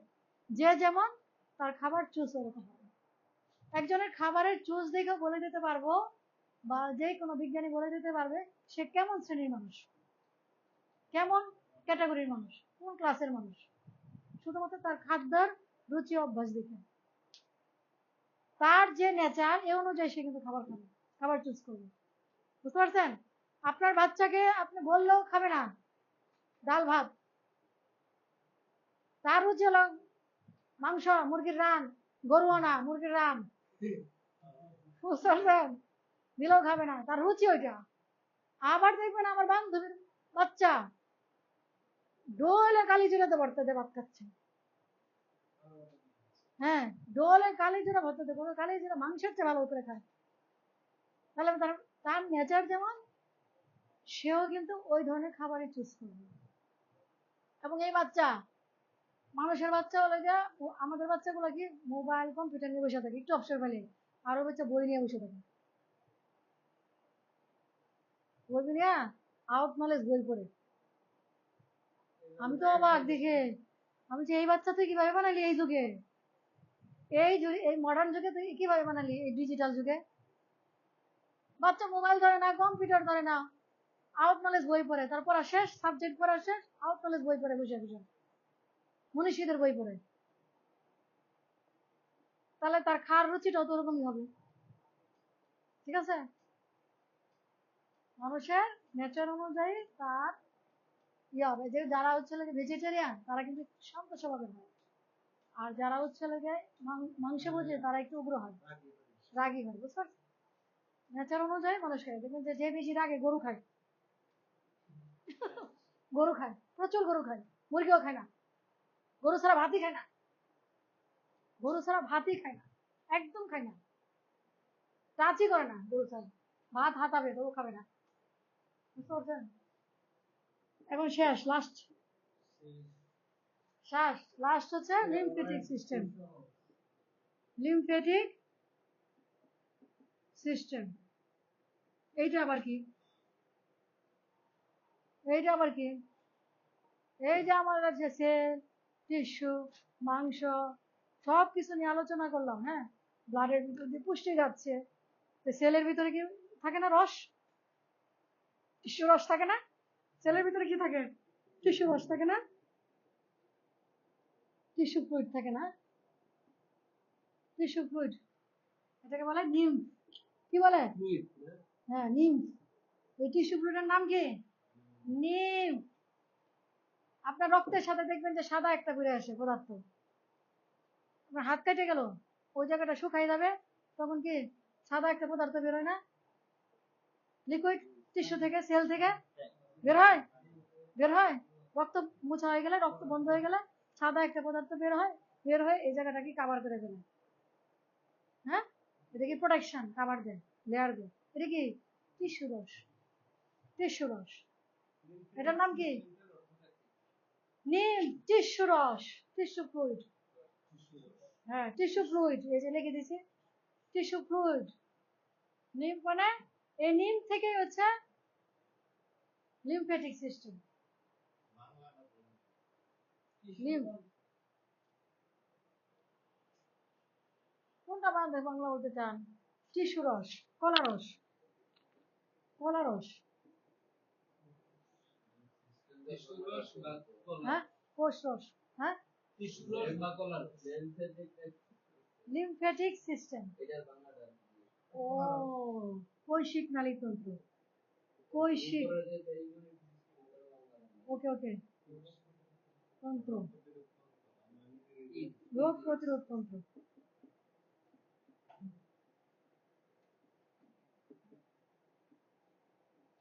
মানুষ এইটার চাই ইংরেজিটাই ভালো বোঝে, এর হচ্ছে ইংরেজি মিলিংটাই ভালো বোঝে। হ্যাঁ, ইমিউনিটি, কৌশিক নালী তন্ত্র, লিম্ফেটিক সিস্টেম, কৈশিক নালী। ঠিক আছে, এই লিম্ফেটিক সিস্টেমে এই রস কি একা একা বহন করতে পারে? এই রস বহন করার জন্য তার কি নালী লাগে। তাহলে এটাকে বলে কি, ব্লাড বহন করার জন্য কি লাগে? ব্লাড ভেসেল, ভেসেল না? লিম্ফেটিক নালী, লিম্ফেটিক রস বহন করার জন্য কি লাগবে? লিম্ফেটিক ভেসেল লাগবে। ঠিক আছে, লিম্ফেটিক বহন করতে হলে কি হবে? লিম্ফেটিক ভেসেল লাগবে, ঠিক না? তাহলে কি আপনার টিস্যু রসটা কি এই ভেসেলের ভিতর দিয়ে যাবে? টিস্যু রস, টিস্যু রস, তাই না? কই থেকে যাবে? এই যে আমরা আগে পড়ালাম না বিভিন্ন ধরনের লিম্ফ নোড, হ্যাঁ, এই লিম্ফ নোড থেকে। কি বললাম একটু আগে? বললাম না লিম্ফ নোড পড়ছি না, পড়ছিলাম? হ্যাঁ, বিভিন্ন ধরনের ইমিউনিটি অর্গান। হ্যাঁ, এই লিম্ফ নোড, এরকম এক্সট্রা আরো অনেক লিম্ফ নোড আছে বডিতে, সমস্ত শরীরে ছড়ানো। এরা কি করে? এই লিম্ফ নোড থেকে রস নিয়ে আসবে, ঠিক আছে? রস নিয়ে আসা লিম্ফেটিক ভেসেল দিয়ে কই যাবে? Blood vessel. কি? হ্যাঁ, ব্লাড ভেসেল। এই ব্লাড ভেসেল, এই ব্লাড ভেসেলের মধ্যে আর কি জালের মতো থাকে, এগুলো কি জালিকা। এই লিম্ফেটিক ভেসেল গুলো কি এলাকা জালিকা, এই ভেসেলের সাথে এদের সম্পর্ক থাকে, বুঝতে পারছেন? এরা কি এদের সাথে কানেক্টেড, কানেক্টেড। তখন কিন্তু এই ভেসেলের মাধ্যমে ব্লাড, ব্লাড সেলের ভিতরে ঢুকে যায় রসগুলো, বুঝতে পারছেন? একটা চিন্তা থাকতে পারে না, কিরে আমার মাংসপেশির থেকে রসটা ব্লাডে ঢুকলো কিভাবে, তাই না? লিভার থেকে টিস্যু, লিভারের টিস্যু থেকে টিস্যু রসগুলো ব্লাডে ঢুকলো কিভাবে? এই যে এইভাবে। এদের প্রত্যেকের সাথে কি জালের মতো বিষয় আছে। কিভাবে? জালের মতো, দেখছেন? জাল না? মেন ভেসেল গুলো কিন্তু আছে, এই যে দেখছেন, মেন ভেসেল গুলো কিন্তু আছে, এই ভেসেলের সাথে জালের মতো বিষয় আছে টিস্যু, বুঝতে পারছেন? এর মাধ্যমে ব্লাড ভেসেলের ভিতরে এই রসগুলো চলে যাবে। রসগুলো চলে গেলে আপনার কোনো জায়গায় যদি কাটা থাকে, যেখানে প্রয়োজন থাকবে সেখানে গিয়ে তারা কি পৌঁছায় দিবে। যেমন এর মাধ্যমে ইমিউনিটি, অ্যান্টিবডি, অ্যান্টিবডি পৌঁছায় দিবে। অ্যান্টিবডি গুলো কি ব্লাডে পৌঁছায় দিবে। কই যাবে? অ্যান্টিবডি কি হাওয়া খাবে? ও ব্লাডে পৌঁছায় দিবে। ব্যাকটেরিয়া কই?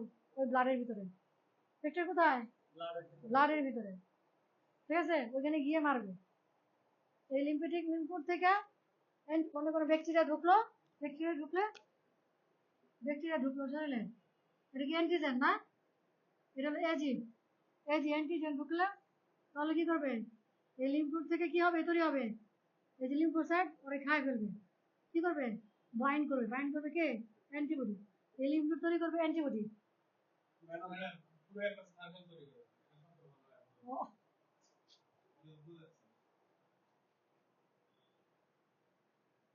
এত সহজে যদি বুঝেন 12 বছরে পড়া তাহলে তো শেষ। আমি তো সহজ করে বুঝাই দিতেছি তাই না?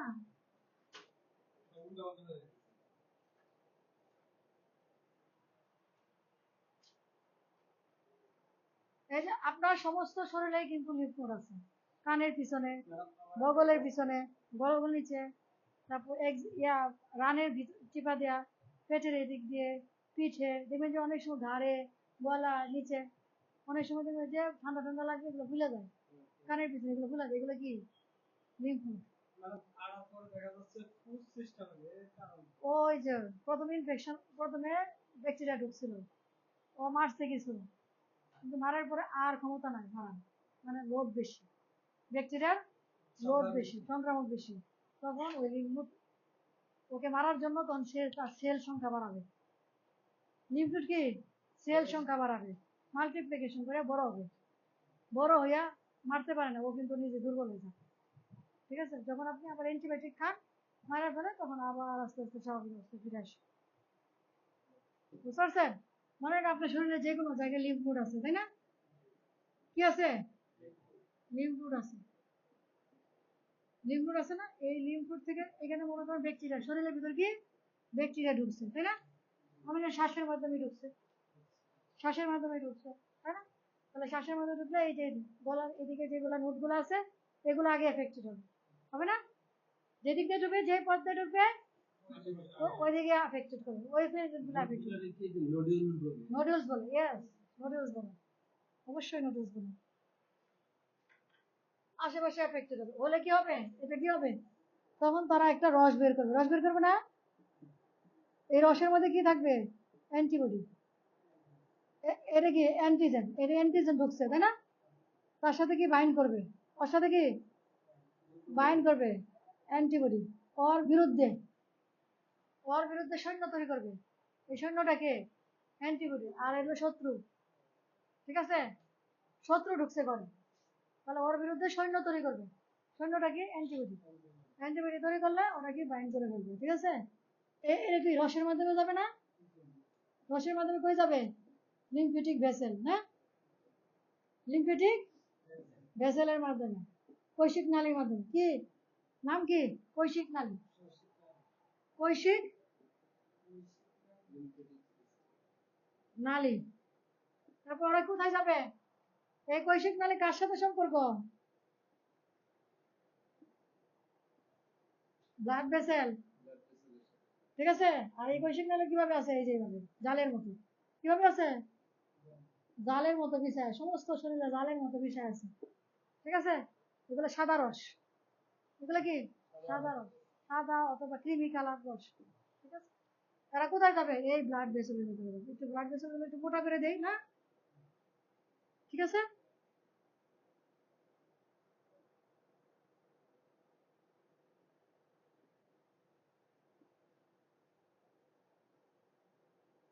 এই যে এর সাথে সম্পর্ক দেখছেন, একটু মোটা করে দিলাম তাই না? এরকম ভাবে সমস্ত শরীরে ব্লাড ভেসেল কৈশিক নালীগুলো ছড়ায় ছিটে আছে জালের মতো, কিসের মতো, কয় হাজার কোটি, কয় হাজার মাইল, হিসাব নাই, আমার মনে থাকে না এইসব মাইলসে, বডিতে আছে, জালের মতো বিছানা, হ্যাঁ জালের মতো বিছানা, হ্যাঁ হ্যাঁ পুরো পৃথিবীকে কয়বার, 10 বার বেছানো যাবে। বুঝতে পারছেন, এত এত পেস, বুঝছেন, এত জাল, এত জাল। তাহলে এই রসগুলো নিয়ে এসে কোথায় যাবে, ব্লাডে তাই না? ব্লাডে খুঁজে খুঁজে বাইর করবে কোথায় ব্যাকটেরিয়া আছে, অ্যান্টিজেন আছে, খুঁজে খুঁজে বাইর করে কিল করবে। বুঝতে পারছেন, যতক্ষণ কিল করতে পারবে ততক্ষণ আপনি সুস্থ, আর যদি ক্ষমতার বাইরে চলে যায়, ব্যাকটেরিয়া সংক্রমণ বেশি হয়, তাহলে কি আপনার শরীরে ইমিউনিটি কম, আপনার শরীরে অ্যান্টিবডি তৈরি করতে পারছে না, ইমিউনিটি কম, অ্যান্টিবডি তৈরি করতে পারছে, তাহলে কি হবে, আপনি অসুস্থ হয়ে, আপনি কি হবে, আপনার লিম্ফ নোড ফুলে যাবে, এই যে লিম্ফ নোড, সে কি করবে, ফেল, বড় হয়ে যাবে, ছিল এইটুক হয়ে গেছে এইটুক, কেন, ও তো চাইবে বেশি বেশি ব্যাকটেরিয়াকে মারার জন্য, সে কি করবে, গ্রোথ করবে, মাল্টিপ্লিকেশন করবে তাই না, সেল গ্রোথ বাড়বে তাই না, সেল গ্রোথ হবে, হাইপারপ্লাসিয়া বলে এটাকে, কি বলে, হাইপারপ্লাসিয়া। এগুলো থেকে তো পুরো টিউমার হয়ে যায়, এগুলো থেকে কিন্তু টিউমার হয়। বুঝতে পারছেন? যখন হাইপারপ্লাস্টিক গ্রোথ হয় তখন কি হয়? টিউমার। এটাকে কি বলে? হাইপার প্লাস্টিক গ্রোথ, মানে এক্সট্রা গ্রোথ। আপনার শরীরে সংক্রমণ ঢুকছে, ঢোকার কারণে সে কিন্তু যথেষ্ট চেষ্টা করছে মারার জন্য, এবং সে বড় হয়ে গেছে ব্যাঙের মতো। ব্যাঙ যেন বলছে গরুরা দেখা যে আমি তোমার মতো বড় হবো, এরকম করছে না? পরে চুস করে ফুটে গেছে। করছে কিনা? ফুটে কিনা? তাহলে এইটাও এরকম, ও একটা লিমিট পর্যন্ত বড় হইতে পারবে, তারপর কি চুস ফেটে যাবে। ঠিক আছে? ঠিক ঠিক কিনা? তাহলে এইটা হলো হাইপার প্লাস্টিক গ্রোথ হয়। এই হাইপার প্লাস্টিক গ্রোথ থেকে পরে কি হয়? Tumour, cancer. এভাবেই কিন্তু ক্যান্সার তৈরি হয়। ক্যান্সার টিউমার কখন হয়? যখন আপনার ইমিউনিটি ফল করে। আগে হয়? আগে হয় না। যখন আপনার ইমিউন অর্গান ফেল করে, ফেল মারে। ঠিক আছে?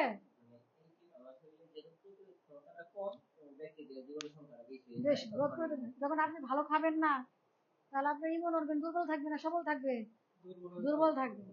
আর যদি আপনার সবল আছে, ভালো খানো, কিন্তু আপনার ব্যক্তির সাথে সম্পর্কটা আপনার বেশি, কন্টামিনেশনটা বেশি, আপনি যে এলাকায় থাকেন ওখানে সংক্রামক বেশি, অথবা যে এই এলাকা থেকে অন্য জায়গায় গেছেন সেখানেও সংক্রামক বেশি, তাহলে আপনাকে ধরবে না? ছাড়বে আপনাকে? খাতির করবে যে আমার মামু লাগে? খাতির করবে না তো কেউ। খাতির করবে? কেউ খাতির করবে না। তাহলে এইভাবেই কিন্তু আপনার শরীরে ইমিউনিটি রক্ষা হয়। এবং এই লিম্ফেটিক ভেসেলের মধ্যে, তাহলে লিম্ফেটিক চ্যানেল সিস্টেম ইম্পর্টেন্ট না? খুবই ইম্পর্টেন্ট। ঠিক আছে? এই সিস্টেমের মাধ্যমে সমস্ত শরীরের রোগ প্রতিরোধ। এই জন্য একটা এনিম্যাল যখন অসুস্থ হয় তখন আমাদের মাথায় রাখতে হবে কি? তার ইমিউনিটি ডেভেলপ করা। মাথায় রাখতে হবে কি? ইমিউনিটি ডেভেলপ করা। তাকে যদি আপনি সুস্থ করতে চান, সবার আগে ট্রিটমেন্ট কি? ইমিউনিটি ডেভেলপ করা। ইমিউনিটি ডেভেলপ করলে কি হবে? আপনি যে ওষুধ দেন ও ওষুধ কাজ করবে। এবং এই জন্য কি আগে খোঁজ নেয়, হিস্ট্রি নেয়, কি কি খায়, ওর খাবারের মধ্যে ভেজাল আছে কিনা, পচা বাসে কিনা, খাবারের পুষ্টিমান ঠিক আছে কিনা, ব্যালেন্স ডায়েট আছে কিনা, এগুলা তথ্য নেয়, তাই না? তারপর কি খাবারের রেশিও চেঞ্জ করে দেয়। রেশিও চেঞ্জ করে দিলে কি হলো? তখন সে ভালো খাবার পেলে ভালো পুষ্টি পাবে, ভালো ইমিউনাইজড হবে। ইমিউনিটি ধরতে গেলে কি? এই যে গ্লোবিন লাগে, গ্লোবিন কি? প্রোটিন। গ্লোবিন কি? প্রোটিন। ঠিক আছে? এগুলো তো বেশি বেশি কি খাবেন? ভাত খাবেন, ফলমূল, প্রোটিন খাবেন, ডাল খাবেন, তাই না? সস্তা কি? সস্তা প্রোটিন হচ্ছে ডাল, ডিম বেশি বেশি খাবেন। দুধও সস্তা। হ্যাঁ, দুধও সস্তা, যদি অনেকে হজম করতে পারে না। এবং দুধের হজম করার টাইম আছে, টাইম অনুযায়ী খেতে হবে। হ্যাঁ, যদি আপনি রাতে খায় বসে থাকেন, রাত 10টার সময় ঘুমানোর সময়, তাহলে ঘুমের মধ্যে পেট ফুলতে শুরু করছে। খাবেন হচ্ছে মাগরিবের আগে, মানে মাগরিবের নামাজ পড়ে খেয়ে ফেলেন, অথবা এশার আগে। এশার আগে, আসর থেকে এশার মধ্যে খান। সবচেয়ে ভালো আসর থেকে মাগরিবের মধ্যে খান, তাহলে হজম শক্তি ভালো হয়। হ্যাঁ, রাতের খাবার প্লাস হচ্ছে দুধ, দুধ হজম ভালো হয় আসর থেকে মাগরিবের ভিতরে যারা খায়। ওই জন্য পেটের গন্ডগোল যায় না। পেটের গন্ডগোল এই যে জিন্দিগি তো যাবে না। খাওয়ার নিয়ম হচ্ছে গিয়ে, এমনি তো রাতের খাবার, ডিনার খাওয়ার নিয়ম হচ্ছে গিয়ে রাত 8টা থেকে 9টার ভিতরে খেয়ে ফেলা, 2 ঘন্টা পরে ঘুমানো। তার মানে 10টা থেকে 11টার মধ্যে ঘুমানো। 8টায় খেলে 10টায় ঘুমাবেন, 9টায় খেলে 11টায় ঘুমাবেন। ঠিক আছে? আর দুধ খাবেন এশার আগে। তাহলে কি আপনি যদি এশার আগে খান তাহলে রাতে ভাত খেতে পারবেন না। তাহলে খাবেন কখন? আসরের নামাজের পরে। বুঝতে পারছেন? যাতে কি হজম হয়ে যাবে। হজম হয়ে গেলে পরে গিয়ে ভাত খাবার খেলেন, রুটি খান, সবজি খান, ভাত খান, ডিম খান, কোনো সমস্যা নেই। বুঝতে পারছেন? আর ফলমূল খাবেন সকালে। ফলমূল সকালে খেলে বল বাড়ে। রাতে খাওয়া, eating of the fruits is gold. In the morning. যদি মর্নিং এ আপনি ফ্রুটস খান তাহলে সেটা হচ্ছে গোল্ডের মতো কাজ করবে, আর যদি দুপুরে খান তাহলে রূপার মতো কাজ করবে, আর যদি রাতে খান তাহলে ব্রোঞ্জের মতো কাজ করবে, তামার মতো কাজ করবে। তাহলে কোনটা ভালো? সকালবেলা খান, কাজ তো অপু করবে কিন্তু গোল্ডের মতো কে কাজ করবে সেটা তো আগে দেখতে হবে। গোল্ডের কাজ কি রূপাতে হবে? গোল্ডের কাজ কি আপনি ব্রোঞ্জ দিয়ে হবে? ঠিক আছে। আবার অন্য ভাষায় বলে সকালে খাও রাজার মতো, দুপুরে খাও প্রজার মতো, রাতে খাও ফকিরের মতো। ঠিক আছে। আমরা কোনোটার মধ্যেই নাই, আমরা খালি খাবার, না না আমরা কোনোটার মধ্যে নাই, খাবার যখনই পাই খাওয়া লাগবে, পেট ভরে খাওয়া লাগবে, পেট ভরে খাওয়া লাগবে। হ্যাঁ, মনে কত জনম খাই না, এই বেড়াইতে গেছি আজকে খাওয়া লাগবে, বিয়া বাড়িতে বাটি ভরে নিস, হ্যাঁ টাকা দিয়ে খাইতে আসছি, পেট গলা পর্যন্ত। আর যদি আমার যে রোগের কারখানা বানাচ্ছি সেটা খবর নাই, 10 বছর পরে যে এটাই আপনার রোগের কারণ হবে সেটা কিন্তু খবর নাই। ঠিক আছে। এগুলো কিন্তু আমরা ভেটেরিনারি পড়ানো, এটা কিন্তু আমাদের বাস্তব জীবনের সাথেও মিল আছে। তাহলে আমরা গরুর ক্ষেত্রেও বিড়ালের ক্ষেত্রেও কিন্তু তাই, গরুর ক্ষেত্রে বিড়ালের ক্ষেত্রে কিন্তু তাই, খাবার কিন্তু দিতে হবে ব্যালেন্স ডাইট, পরিমাণ মতো। আপনি যদি ডায়েট একটা বেশি হয়ে যায়, এই জন্য কি আমাদের কিন্তু ক্যালোরি জানা লাগে না। শক্তি আমরা তো খাবার খাই কিভাবে, যে এটাতে প্রোটিন আছে, মাংস ডাইলে প্রোটিন আছে, কিন্তু আমরা জানি না কার কত ক্যালোরি আছে, জানি? হ্যাঁ,